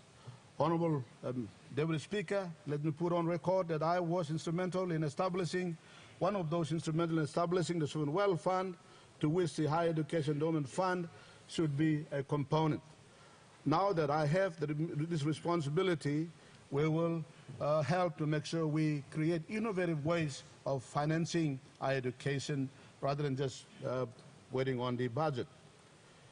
Issues and challenges that I face. Mr. Speaker, the funding allocation to my department for the last 5 years, 2018-2022, indicates an inconsistent trend which has affected service delivery in the sector. Massive budget cuts are recorded in each year, 37.5 million in 2018, 35.1 million in 2019, 38.3 million in 2020, 8.6 million in 2021, 23.3 million in 2022 respectively, through the supplementary budget. I will hope that we will not cut budgets. Mr. Deputy Speaker, funds were mostly cut under the PIP and government scholarship tests program. Despite the funding issues, my department continued to deliver impact projects such as the sector reforms, higher education loan program, or in short, HELP, ICT infrastructure, which when fully developed and stabilized, will revolutionize and transform the teaching and learning delivery system. Mr. Deputy Speaker, comparing the trend of funding with the increasing number of students, institutions, the budgetary appropriation is declining in the opposite direction. Mr. Speaker, how I, as Minister responsible, will not allow this illogical and unjustified funding trend to continue. We're increasing universities and TVET colleges, but then the financing of it is going in the opposite direction. That is foolish. We cannot do that. Mr. Speaker, I've given, to justify that, I've given a table there to show the trend. Mr. Speaker, obtaining a tertiary qualification is becoming more expensive and more of a burden is being shared by parents and students. National government spending on higher education has decreased in real terms and has not kept up with inflation. The unit cost of educating a student has increased due to change in economic situation and consumer price index, CPI, which has resulted in increasing school fees. My department, in partnership with National Research Institution and University of Papua New Guinea, is currently undertaking research on the unit cost to inform budgetary support and also to look at innovative ways as to how we can provide enough resourcing to support students. Mr. Speaker, according to the Higher Education Financing Report, PNG Invest, that's from the statistics that have been presented, some of which are presented in this paper, PNG Invest only about 0.66% at its GDP, of its GDP, on higher education compared to countries with well-established higher education systems whose governments spend at least a minimum of 1.8% of their GDP on their higher and technical education sector. For development to occur, we need to invest more in developing mindsets, the intellect, the capabilities, and infrastructures that enable that. I'm sure we will, in the immediate and due course, will improve in the financing perspective subject to our economy. Buildings must be designed and built based on approved building designs and standards. Buildings should not mushroom without proper planning in order to withstand natural disasters. Therefore, Maraberoso government will look into development perspective differently to develop education and skill development. I, as Minister, will provide good governance and management to ensure that funding is put to good use in erecting infrastructure that is durable. Mr. Speaker, the annual budget appropriation, I'm sure, to work with the Honourable Good Treasurer to rationalize and mobilize resources for allocation to this priority sector. I will ensure good governance and prudent spending of the limited resources in this space of human resource development in implementing the priorities of the higher education, higher and technical education sector. Therefore, in the next 5 years, we will aim to seek an increased budget allocation to the higher and technical education sector through the national budget process and also seek other sources of funding. Mr. Deputy Speaker, NSC has approved the establishment of a higher education endowment fund for planned commencement in 2023.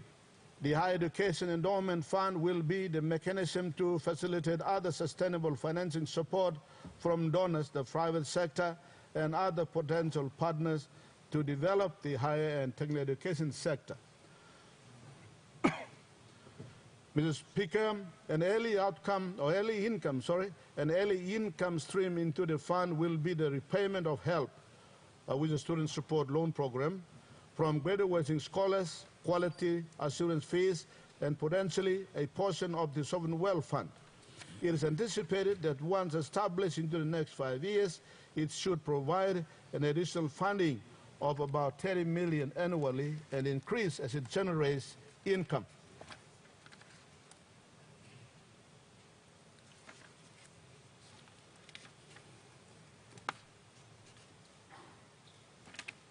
Mr. Speaker, given the critical need to expand the current physical and ICT infrastructure capacity in the higher and technical education sector, the Marape-Rosa government will consider large infrastructure project financing to be supported by infrastructure financing specialists such as development partners, international lending institutions, private corporations, and philanthropic foundations. Early next year, I will commence gauging views from stakeholders on funding the sector. The best approach that I am intending to do is to hold a conference to bring some ideas from experts in the industry to come up as to how we can sustain education and TVET in the country in the long term by creating the sustainable resourcing facility or resourcing program. Mr. Deputy Speaker, improved financing must be supported by the strengthening of governance and management capacities across all levels and subsector of government to ensure increased funding is utilized effectively. The government will promote the establishment of an effective funding model that is guided by a higher and technical education sector medium-term investment plan to foster and perform-oriented approach. I, as the Minister, have zero tolerance for abuse, mismanagement, and misappropriation of public funds and a complexity work ethics in the area that I'm responsible for. I have a vision to ensure that the Marape government's vision is achieved by prudent governance. You can see some tables there that give some statistics, but Mr. Deputy Speaker, I will look that for your own lesson reading, and I'll continue to the statement. Mr. Deputy Speaker, the higher and technical education sector has been faced with challenges of implementing and successfully delivering programs and projects. These challenges, however, when addressed, will greatly enhance the implementation process as well as assist my department in achieving key milestones and deliverables. My department has addressed some of the challenges and continues to work towards improving its systems and processes. Mr. Deputy Speaker, the main challenge faced in implementing the programs and projects, amongst others, is the scarce resource, and this continues to be the main challenge, but is surmountable. It is surmountable. In driving the aspirations of the country's higher and technical education, I will work tirelessly to create strategic and innovative financing with the support of the Prime Minister and Treasurer so that we have some sustainable financing in this sector. Mr. Speaker, to summarize, my ministry and department is committed to addressing access. How do we increase the number of students that learn, either through established institutions, TVETs, or through online? The quality, the curriculum, the teachers, the standards, the governance, everything else that brings quality about. And relevance, the industry, the market, what we teach those graduates. Their employability out in the market is very important, both domestically and internationally. Through these strategic priorities, interventions at a cost of 1.3 billion over the next 5 years, we will achieve them. Quality assurance will invest up to 15 million. 15 million. It's not a cost, but it's an investment. Infrastructure development, Mr. Deputy Speaker, will see us spend 1.2 billion kina. Digitalization, Mr. Deputy Speaker, will see us spend 81 million kina. And employability and skills development, which is the training of teachers and trainers, 5 million kina. Mr. Deputy Speaker, we shall not use the scarcity of financial resources as a reason or excuse to underfund or not fund these vital programs I present today. Where there is no cash flow in our system, DEST and TVET will find creative ways with our development partners and other areas to fund these activities, to flourish so that our people are adequately equipped with the appropriate skills to find life skills jobs, to put bread and butter on the table. In the face of the post-COVID-19 and uncertainties driven by technological transformation in a knowledge-based economy, our midterm policy areas and strategic actions are designed to read the signals, adapt, and respond to surprises in the rapidly changing environment. Mr. Deputy Speaker, I would like to ask this 11th Parliament to support my ministry's strategies to unify and transform the higher and technical education system in order to establish quality education and skill development platform for Papua New Guinea. The Ministry for Higher Education, Science and Research and Technology is convinced that investment in the higher education sector is critical for economic growth, poverty reduction, and in making Papua New Guinea a smart, wise, fair, and healthy and happy society by 2050 as per our Vision 2050. Mr. Deputy Speaker, allow me to finish off by saying that may this Honorable House of the People make integral human development its next religion to Christianity. PNC must boldly have the human capital development at the highest standards to ensure that no child is left behind, and therefore to transform Papua New Guinea to become the richest Christian nation on earth. Mr. Speaker and members of the 11th Parliament, thank you kindly for your attention, and I commend this report to you. I will in due course bring a sports paper probably the next Parliament. Thank you very much, Mr. Deputy Speaker. The Honourable Prime Minister. Mr. Deputy Speaker, I move that Parliament take note of the statement, and I just want to offer one or two words in support of the good minister's statement. Make your statement. Mr. Deputy Speaker, you may look in plenty restlessness, law country blimi. Many of our youths have left school off at grade 8, have left school off at grade 10, have left school off at grade 12 with no obvious future for them. Those that have left school off at grade 8 are only 15 or 16 years old. Those who left school off at grade 10 are only 16 or 17 years old. Those who left school off at grade 12 are only 18, 19, or 20 years old in some instances. They are children of our country we have left behind. Today, Mr.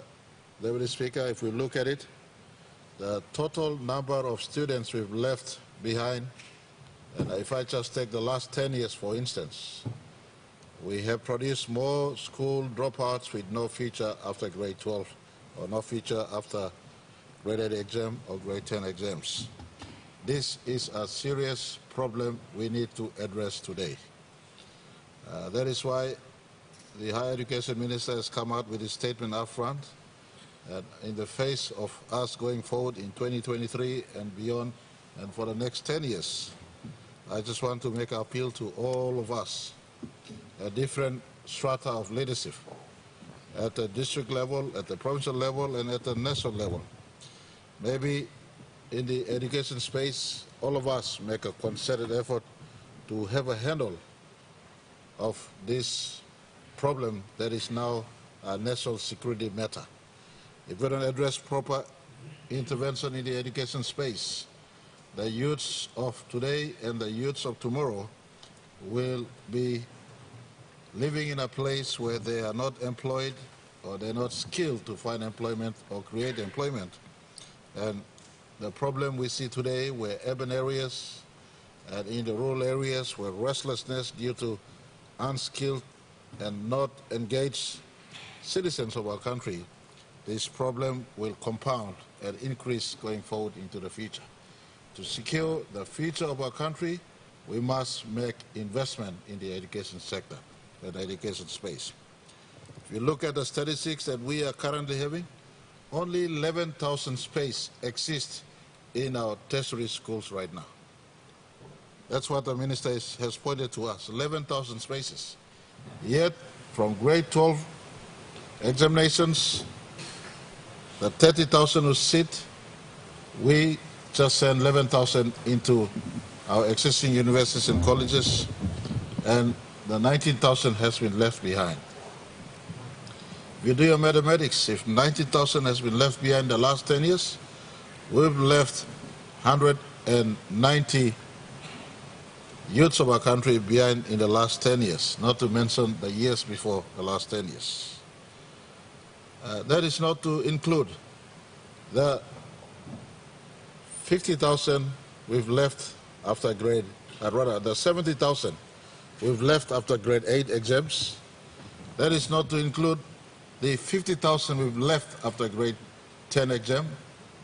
So you have dropouts at grade 8, you have dropouts at grade 10. And so as a government, we decided to put our pulse on the higher education space as well as the lower education. We want to create minimum for the next 10 years, 20,000 new spaces to bring our space in post-education opportunities, post-grade 12 education opportunities in our country to about 30,000 by this time, 10 years from today. At the lower education, we are focused on ensuring all our children educate themselves to year 12. I give you one example. In my district today, there's an institution called Hope Institute. Over 400 students are sitting grade 10 and grade 12 exam utilizing the FODE pathway of second chance education our government has introduced. The last 3 years, we've brought back 50,000 kids who've been out of school into upgrading their marks to grade 10 and grade 12 through the FODE structure. I point to all districts who are here today and all provincial governments have a keen interest in the education of our youths who are in our districts and in our provinces. At this time, I put to the districts and provinces, you have a handle on the primary school and the high school and secondary school. National government is looking at looking in a concerted manner to expand, without compromising quality, expand the tertiary spaces. And the minister in his statement has alluded to 20,000 more new space. We will subscribe to Western-based education standard. And I've just returned from USA, I've returned from Australia, I've returned from UK. These 3 countries are now opening up, we're working to open up for us to export not just labor at the lower end, but skilled Papua New Guineans who can also work outside. And so our focus on education is not just a social sector approach. It's more like in an economic sector approach, training Papua New Guineans with skills and qualifications to work in our own country and create employment, as well as our export for them to work in those markets or workplaces that we, through our bilateral relationship, are trying to secure. So, you may give him big plus support along Minister of Higher Education. We've now, in the last cabinet ago, we approved a specific ADB lending program to make expansion, that expansion of our tertiary education space, creating 20,000 more new spaces. And we will be targeting, in the first instance, our existing universities and colleges. Instead of building new one, the Higher Education Minister is also trying to ensure the use of government policy to allow for quality learning institution providers to come in as private institutions, but with standards that is approved by ourselves, and also is trying to utilize the use of ICT to allow education to be given right throughout our country. I just want to conclude by asking all of us, let us put our pulses on the education sector. Therein contains the security and safety of our country going forward. We want to train not just giving them education, maths, English, science, social science, but more importantly, create a holistic citizen so that hopefully this time, 10 years from today, you and me are living in a better country that has skilled Papua New Guineans coming out of our school system, and hopefully the 30,000 spaces we create in our country can also be spaces that create productive Papua New Guineans. I just want to conclude by saying we also as a government, depending on funding, may come up with a program to look at partnering neighboring countries who are willing to accept our students for study. When I visited Indonesia for the bilateral relationship, Mr. Deputy Speaker, Indonesian President did indicate, that there are 2,000 spaces in Indonesian technical colleges and universities available for us. And so we're also looking at to fill in the gap of the 90,000 present dropouts, sending students to schools in the region and abroad who could be also training our students in our pursuit to give skilled and qualified Papua New Guinean adults in our country instead of having people out of grade 12, out of grade 10, and out of grade 8 with no skill and semi-educated. Mr. Speaker, let us support the Higher Education Minister get to work in this sector. Thank you very much.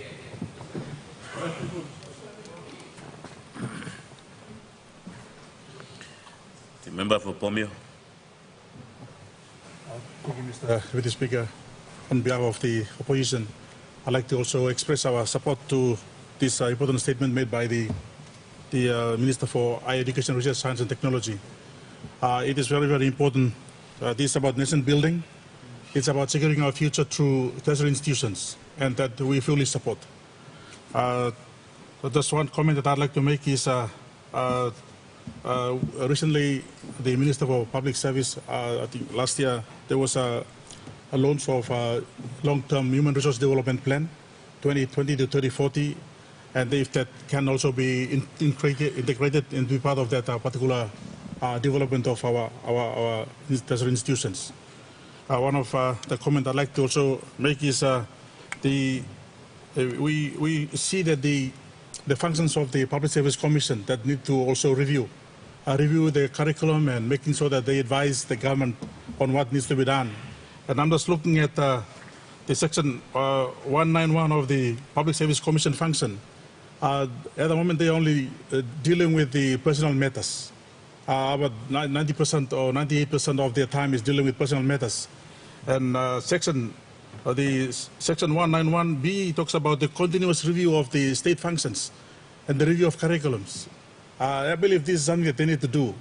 The Minister of Higher Education need to, in the review of our curriculums and putting together the need to refocus and see what we need to do as a nation going forward, that there's a need to connect the Public Service Commission in this particular arrangement as well. We see the Australia Public Service Commission, it talks about the highly capable future public service. And we look at the Singapore Public Service Commission, they talk about building the public service ready for future. And yet in Papua New Guinea, we talk about reviewing personal matters every time we talk about these things. So I'd like to see that we also integrate some functions of the Public Service Commission, which is also already in the Constitution, to make them perform that function as well, to continue the review of curriculums, skills, and update them on a continuous basis. Thank you, Mr. Speaker. The question is that the question be put. Those in favor say aye. Aye. Those against say no. Ayes have it. Minister for Treasury.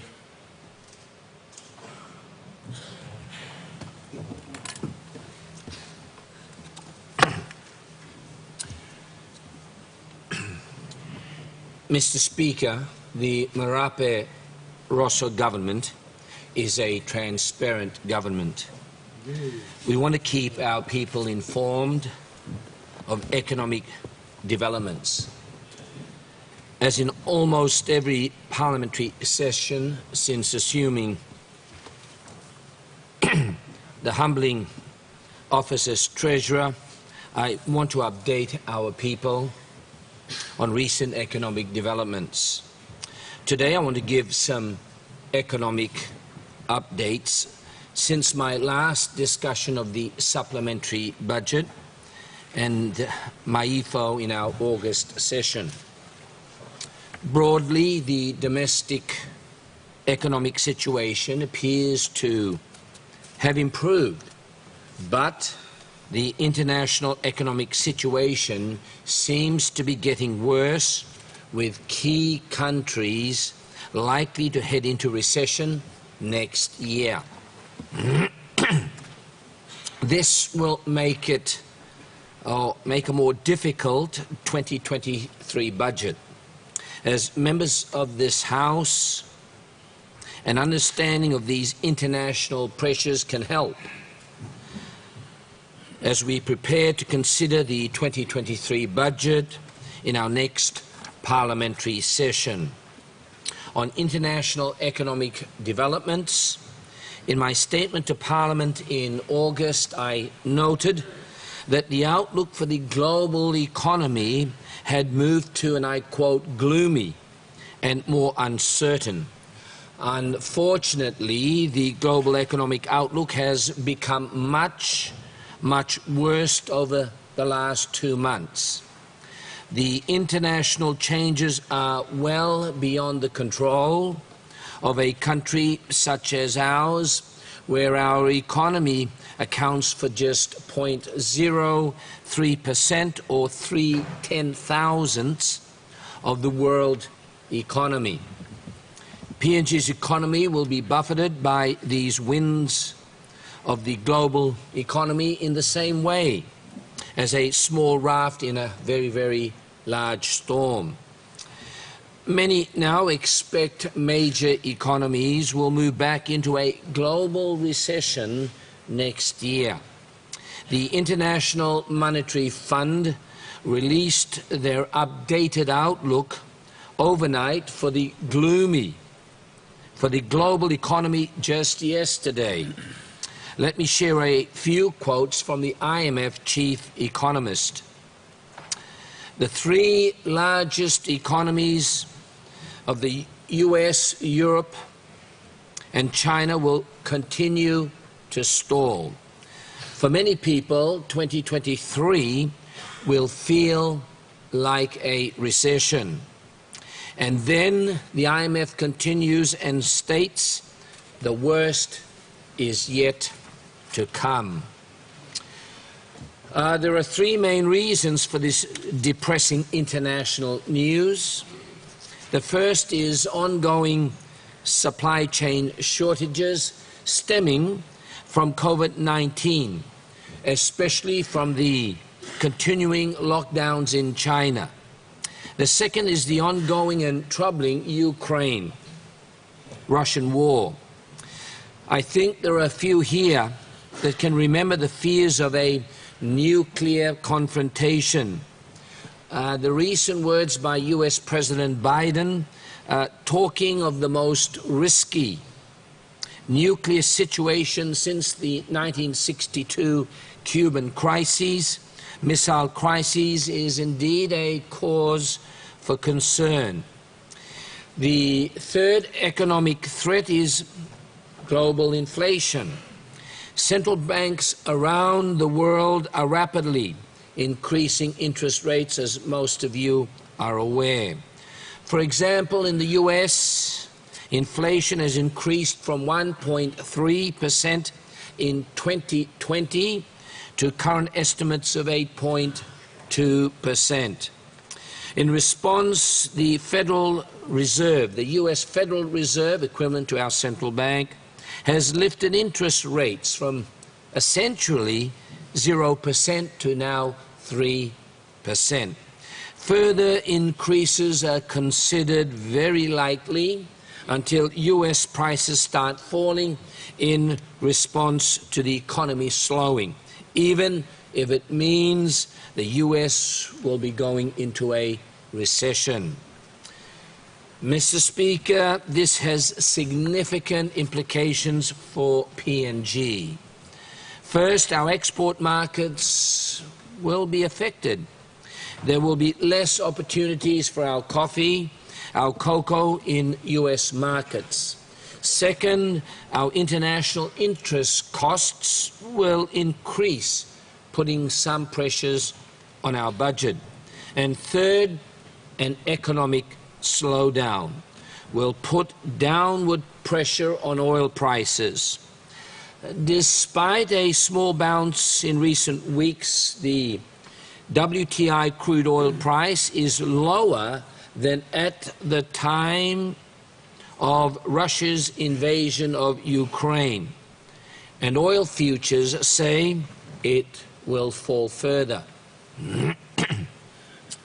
While a fall in oil prices is good for many PNG families, it also means less resource revenues for our 2023 budget. As we designed the 2022 supplementary budget with nearly 1.2 billion in additional expenditures, we understood that the boom in oil revenues was only going to be temporary. We did not want to repeat the tragic budgetary mistakes of 2014 of spending big before revenues were received. Instead, we spent 2/3 of that temporary bonus in helping pay down debts and arrears. We designed the supplementary budget to also provide temporary assistance to households to deal with increased imported cost pressures. All increased expenditures were matched by increased revenues as we continue on the path of budget repair. This was responsible, balanced, caring management of our national budget and our economy. So as we prepare for our 2023 budget, we must understand that the global headwinds have become much more difficult than even 2 months ago. And the ongoing fall in oil prices means that the huge resource revenue bonus in 2022 was indeed just temporary. On our PNG domestic economy, Mr. Speaker, in stark contrast to the bad news on the international economy, there continues to be good news on our local economy. The latest released by the central bank, our central bank, estimates PNG's inflation rate will be 6% this year, slightly below our MAIFO figure of 6.2%. This is already below PNG's long-term average inflation rate of 6.8%. Importantly, BPNG considers inflation will fall further to only 5% next year and 4% in 2024. PNG's foreign exchange reserves are at a historic high.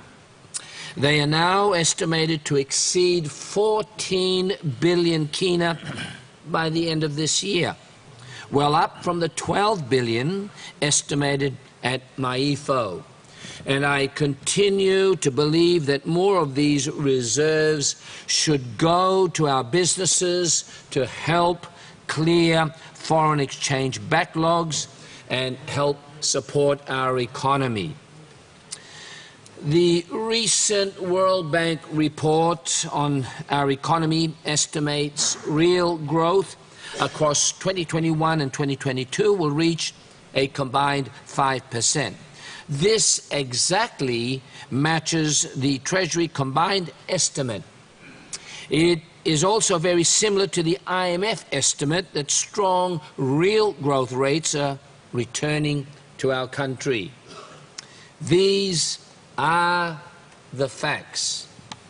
There is good news about the ongoing strength of our PNG economy, and as stated by our Prime Minister when commenting on the recent positive World Bank report on our economy, this more balanced approach to national development, a people-first approach that gives priority to and encourages our human resources, is the foundation for the success so far of our reform program. Thank you, Mr. Prime Minister. Misinformation campaigns. When talking to the actual facts of the PNG economy, can I express today my dismay at the misinformation being spread by some opposite and on social media, on the actual state of our economy. The falsehoods are extraordinary, deliberate lies. Let me take a couple of examples. Somebody from the opposite side described the 2022 supplementary budget as a turns out the lights budget with ridiculous cost cutting and even suggesting a 100% cut in DSIP. Just extraordinary lies. Mr. Speaker, the 2022 supplementary budget, in fact, turned on the lights and continued to shine on the path of budget repair, jobs going forward. There was an increase in expenditure of $1,198 million, matched fully by an increase in revenues. How can anyone in their right mind describe an increase of nearly 1.2 billion kina in expenditure as cost-cutting? How is this turning out the lights? There was a 20% increase in DSIP, back to 10 million kina per electorate and 3 million kina for the 7 new electorates. We have already distributed around 8 to 10 million kina per electorate and trying to catch up on those that have received less. These are distributed funds, and suggestions that they will be cut are simply shameless lies from someone in the opposition. We also have extraordinary language in the social media, including so-called think tanks, claiming our economy is in crises, claiming hyperinflation, our foreign exchange reserves are at an all-time low, and even claiming our currency has collapsed. Mr. Speaker, these are just false and untrue lies. Why are people trying to talk down the economy? What are their motives? Why do they ignore the facts? The growth in our non-resource economy, that part of the economy that is responsible for providing almost all of our people's livelihoods, is very strong. 4.4% growth in real terms this year and 4.8% projected next year. As I previously stated, the fact is that our economy has grown to over 100 billion kina. This is a 27.6 billion kina increase in our economy over the last 2 years, by far the largest increase in our country's history. The fact is that inflation is well below that of other low to middle income countries. It is lower than inflation was in 2016, and it is lower than PNG's long-term average inflation rate of 6.8%. Our foreign exchange reserves are at an all-time high at over 14 billion kina. Not a low. Our currency has stayed steady against the US dollar and risen against almost all other global currencies as a result. When we debate important matters of public policy, whether it be in this House or with our people, on social media or press releases, let us be honest enough to deal with the facts. Inventing and spreading lies disrespects the proud office that each of us hold. In conclusion, Mr. Speaker, we inherited a legacy of a massive increase in debt from 8 to 40 billion kina. We inherited a legacy of uncontrolled budget deficits. The global COVID-19 pandemic made things so much worse.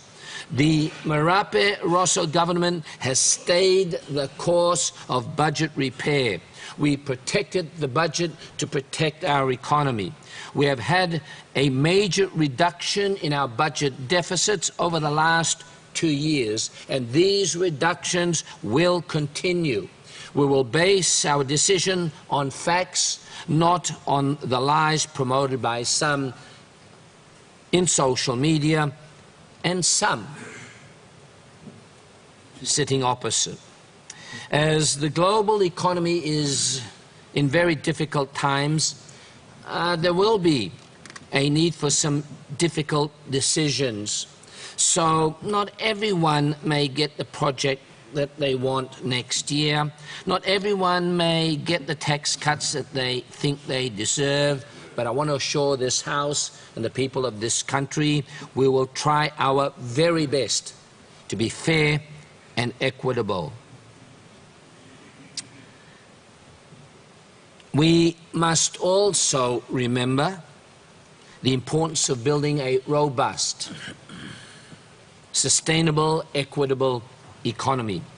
And we must continue to get our house in order to protect our children's future. I have always said that it would take years to achieve this. We are working very hard to get our economy back to a surplus by 2027 and start repaying debt.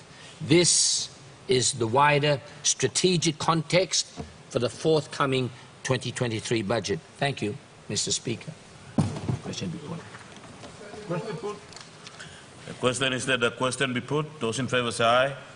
Aye. Those against say no. Ayes have it.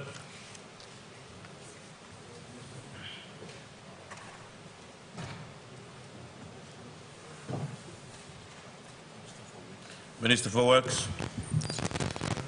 Deputy Speaker, thank you for giving me the opportunity to provide an update on the progress of financing and implementation of the various programs and projects under Connect PNG Economic Roads Infrastructure Development Program. Deputy Speaker, before I do so, let me firstly thank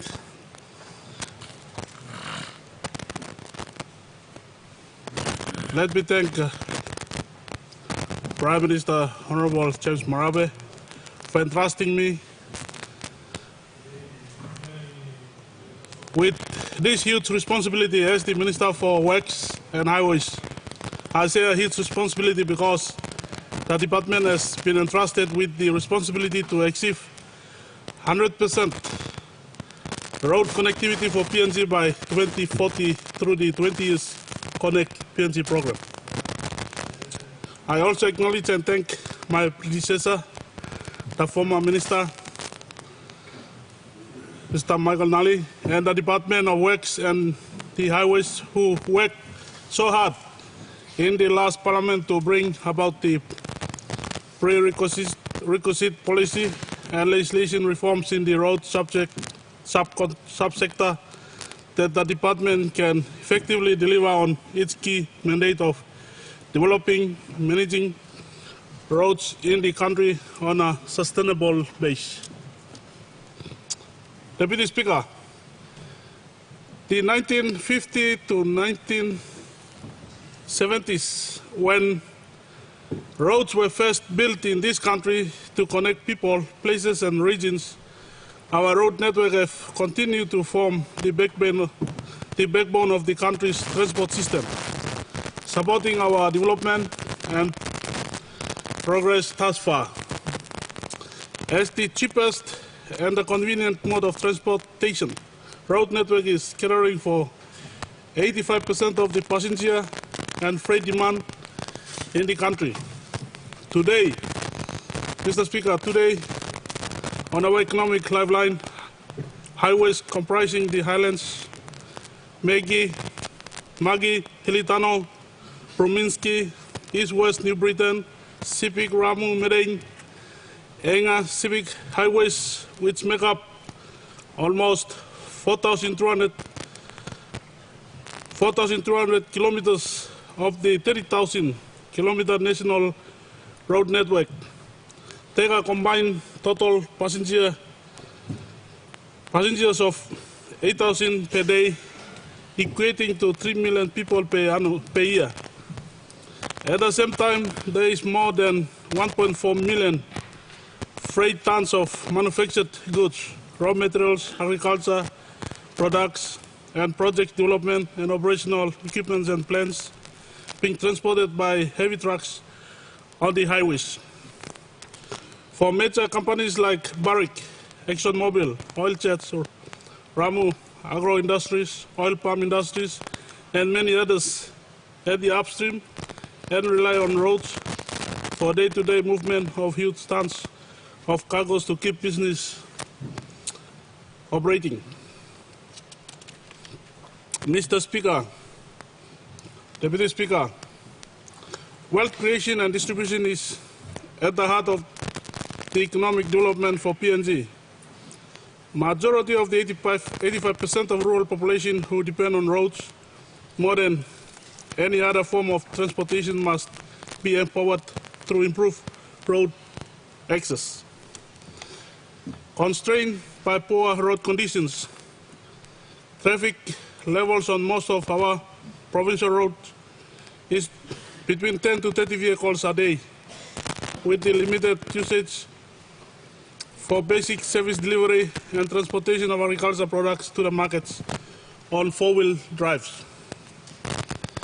Mr. Deputy Speaker, PNG's road, freight and passenger transportation demand is growing as population is growing and will double in the next 5 years as our key economic highways get major facelift to safe and reliable highway standards as priority, whilst at the same time improve the sub-national roads and progressively open up the new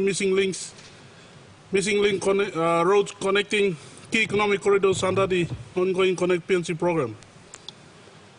Mr. Deputy Speaker, sustained movement of goods and services of improved accessibility is key to connect investors and developers to natural resources, farmers to markets, transport service providers to passengers and freight, children go to schools, the sick, patients go to health facilities, connecting the unconnected, reaching the unreached, and saving the unsafe. Deputy Speaker, there is a strong correlation between country's economic development and the quality of its road network. Due to decades of underfunding, today more than 70% of the country's network is still in a poor or failed condition and is adding to ever-increasing transportation and logistic costs to service delivery and business operation, as well as huge stock of deferred maintenance costs to asset owner, which is the government. Consequently, key social and economic development goals have been impossible to attain, as such country continue to struggle with enormous opportunity costs. Deputy Speaker, the World Bank estimates that developing countries need to invest around 4.5% of GDP to achieve infrastructure related sustainable development goals, but PNG invests substantially less than 1% annually at 0.6%. If PNG want to transform from a low-income country to a middle-income country in the next 10 years, it cannot be business as usual. Deputy Speaker, the Marabe-Rosso government's Connect PNG 2020 to 2040 is carefully planned and strategized intervention to address the deliberated transport infrastructure stock inherited from past programs, and at the same time meet the urgent demand to open new economic corridors in PNC to unlock economic potential and stimulate social economic development. Mr. Deputy Speaker, Marabe Rosso government approved the Connect PNG Economic Road Transport Development Program 2020 to 2040 in 2019. This 20 years program is estimated to cost 20 billion at 1 billion per annum. The program is by far the largest infrastructure development program ever undertaken by any government. There is already major construction activities that is already taking place on our national highways, provincial roads, major cities and town roads all around the country. This increased construction activity is generating over 3,000 to 4,000 jobs and progressively improving the overall quality and the performance of our road network. For instance, today when you drive, before they used to drive 6, 7, 8 to 10 hours from Hagen to Leh. But when you drive this time, you can drive 5 to 6 hours, 5 to 4 hours from Hagen to Leh. So you can see some change. In the first phase, the program is expected to connect the mainland so that Papua New Guineans can drive from Wutung border post in Sandown province to East Cape in Milne Bay province. And this government, under the leadership of Honorable James Marabe Rosso government, will do it and can do it. Mr. Deputy Speaker, the Connect PNC targets to develop, maintain and improve 16,500 kilometers and 1,000 meters of bridges and other drainage structures.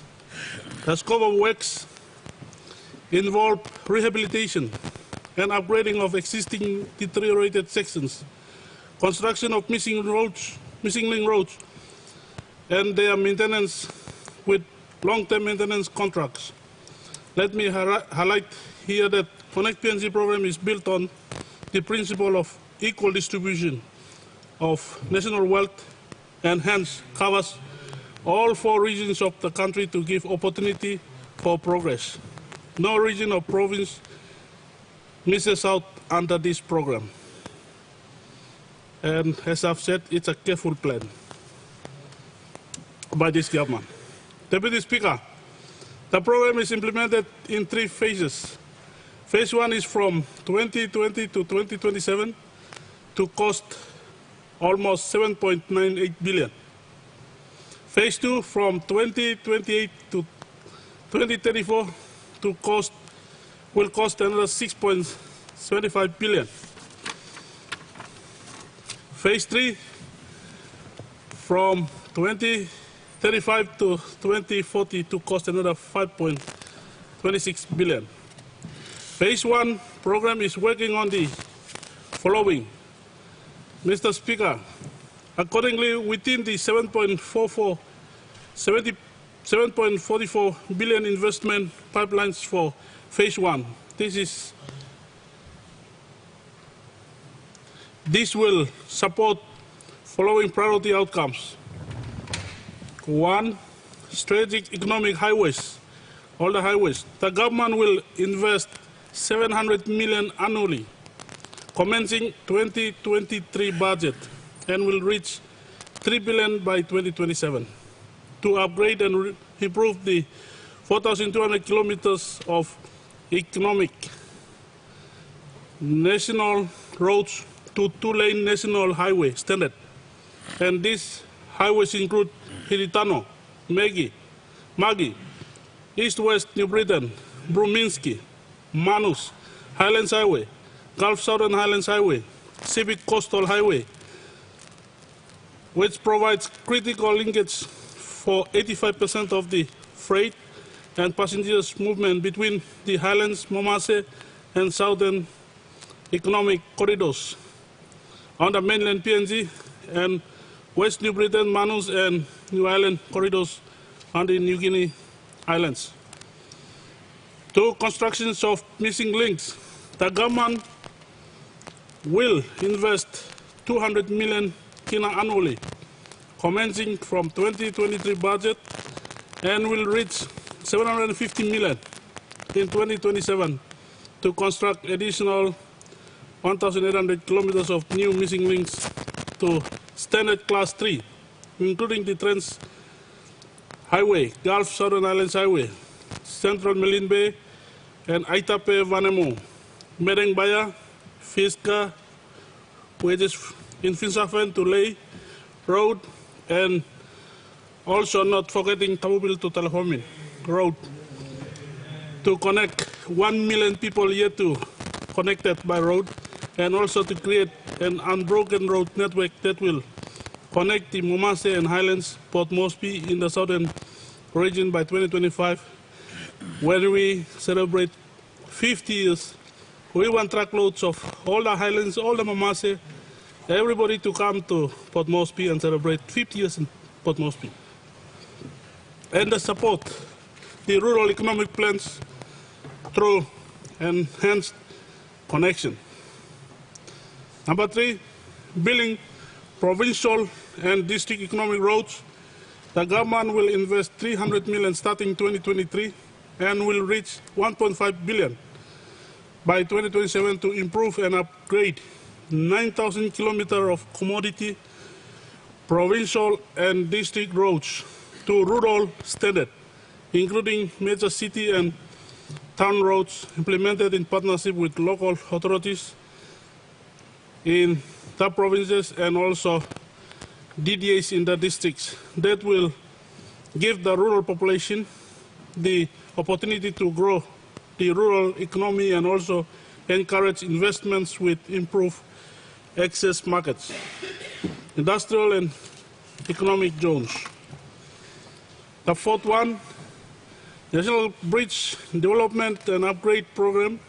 The government will invest almost 200 million per annum starting 2023 and will reach 1 billion to replace 1,000 meters of overdue bridge structures with composite double lane standard bridges on the same highways and other 2,000 meters of rural standard bridges on the rural roads. Deputy Speaker, in line with the Connect PNG program targets for the Phase 1 2020 to 2027, the Marape government, since taking office in 2019, has recorded an expenditure of 3 billion between 2019 and 2022 for the Connect PNG programs and as well as other roads. Mr. Speaker, this expenditure includes funding of 1.93 billion worth of contracts with an equivalent scope for upgrade and improve 2,000 kilometers inherited from the 2012 to 2018 road upgrade program of the past government.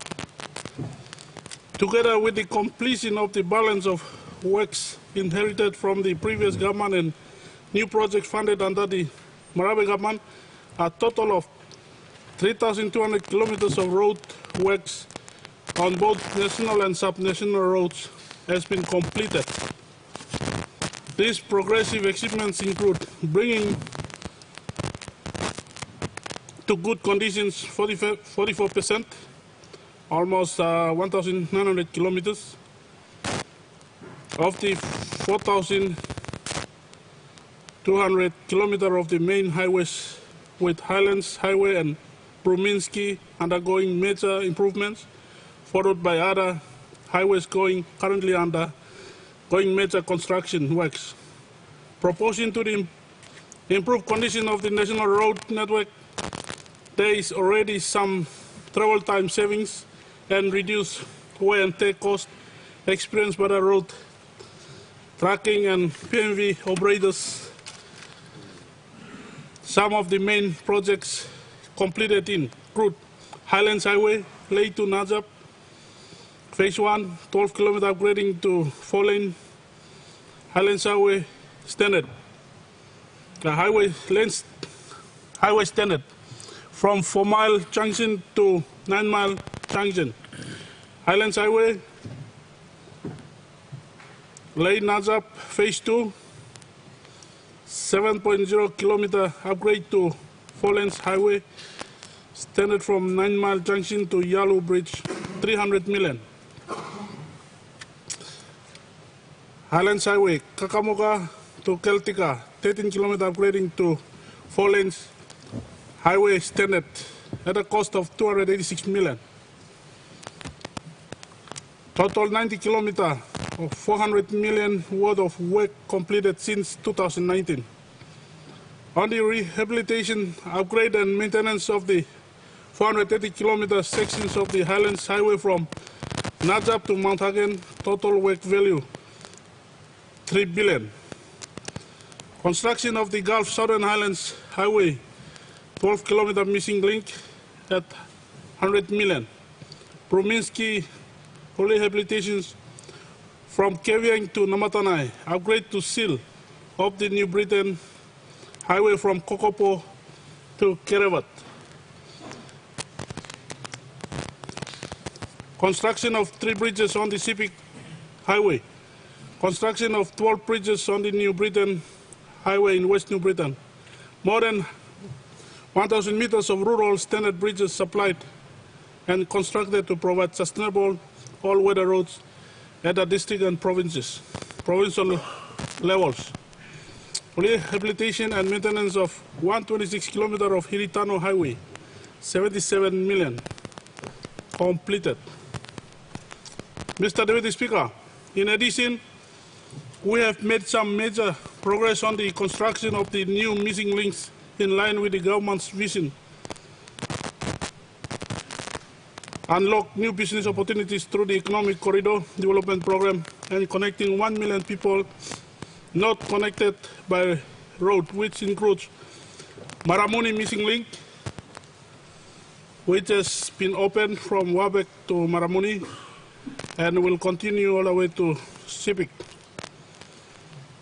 Erave Sembriki, 100% open. Trans Island Highway, 60% open to track. Aitape Vanemo, 100%. That needs some maintenance on the road.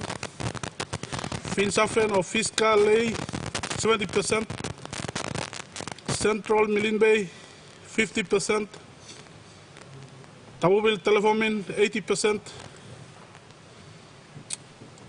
Mr. Deputy Speaker, to date, there is close to 5.6 billion worth of contracts led under Phase 1. A further 2.3 billion worth of projects are planned to be procured in the next 3 years. There are more than 2.3 billion contracts running on the national highways, including Highlands Highway from Ley to Mount Hagen, and onwards Mendi to Tari in Hela Province. Major works on Manus Highway, East-West New Britain Highway, Sepik Coastal Highway, Megi Highway, and Hiritano Highway. Rehabilitation of Wow Highway between Lane 9 Mile Tenop to Borolo Town. Rehabilitation and upgrade to seal of the Coastal Highway between Bogia and Abo in Awa in Medang Province.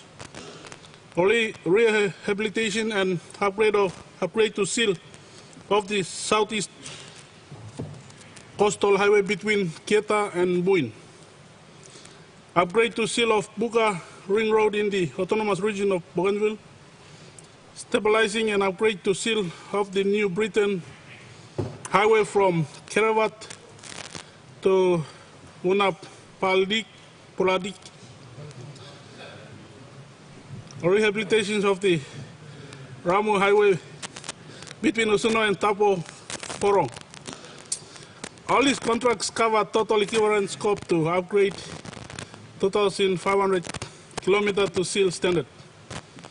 More than 1.6 billion worth of contracts ongoing on the provincial and district road network as implemented in the partnership with the provincial and also district road authorities under the transfer arrangement to sustain long-term benefits of improved rural access. 4 million worth of construction works to open up new missing links, including Trans-Island Highway, Central to Milne Bay Link, East-West New Britain Link, Trans-Island Highway, Bulolo to Ebo, Magi Highway, Central Province, Milne Bay Province, Trans-Gulf Highway, Kerema, Kikori, New Britain Highway, East New Britain to West New Britain, Physical Roads, Ley to Finsafen, Meren Gulf Highway, Gumini, Karamui, Purari, Transfly Border Highway missing link from Kiunga to Ayambak section, Tabubil, Western Province to Telephone in Waisipik, missing link 100 km, and the Transfly Border Highway from Oriomo, Daru Coast to Wipim Station, all the way to Wiam and all the way to Kiunga. 1.3 billion worth of bridges rehabilitation and construction works on the national highways, including the ship SSIP Trans 2 bridge replacement program on the Highlands Highway, and the continuation of supply of 500 meters of rural standard bridges for subnational road networks. Mr. Deputy Speaker, starting 2023, the department will carry over ongoing contractual commitments of up to 6 billion, consistent with the long-term 5.6% minimum funding commitment. This effectively requires an annual minimum allocation of 1.3 billion and then a steady cash flow of 110 million per month to meet our project contractual obligations, and hence having our targets connect PNG. Mr. Deputy Speaker, the implementation of the Connect PNG is critically important for PNG and requires timely and adequate funding resources to ensure program targets and milestones are achieved timely manner. In recognizing the ongoing underfunding issues and its impacts on the program's targets, the Marawi government's Connect PNG program is now underpinned by Connect PNG Implementation and Funding Arrangement Act 2021, which ensure guaranteed long-term stream funding over the life of the program. The key provision of this act is to allocate a minimum of 5.6% in annual budget for the program period out of the total revenue forecasted in the budget. Mr. Deputy Speaker, Funding Act will also address many years of misuse and misallocations of funding for road construction and maintenance to non-priority and unsolicited road projects, which used to leave only 20% for priority programs, which had no significant social economic development impact. Mr. Deputy Speaker, with the new Funding Commitment Act, we have a very high confidence to deliver major programs targets of the Connect PNG at a timely manner. Mr. Speaker, we must therefore prioritize our expenditure areas so that PNG's cash funding resources can achieve maximum impact on the economy and on the lives of our people. Connect PNG program is one of such priorities the government must fund fully. The program, Mr. Speaker, Deputy Speaker, the program has huge potential to transform this country and elevate its development status as it impacts the economy and the lives of our people in many ways. With this connectivity, PNG shall never be the same again. Connecting the unconnected, reaching the unreached is a must for me as the Minister for Works and Highways. Together, yes, together, we can do it for PNG and hear people. God bless Papua New Guinea. I deliver this speech to this honorable House. Thank you, Deputy Speaker. The question is that a question be put. Those in favor say aye. Aye. Those against say no. Ayes have it. Honorable Prime Minister. Speaker, I move to adjourn Parliament to tomorrow at 10 o'clock, please. The question is that the motion be agreed to. Those in favor say aye. Aye. Those against say no. Honorable members, I now adjourn Parliament to tomorrow 10 o'clock a.m.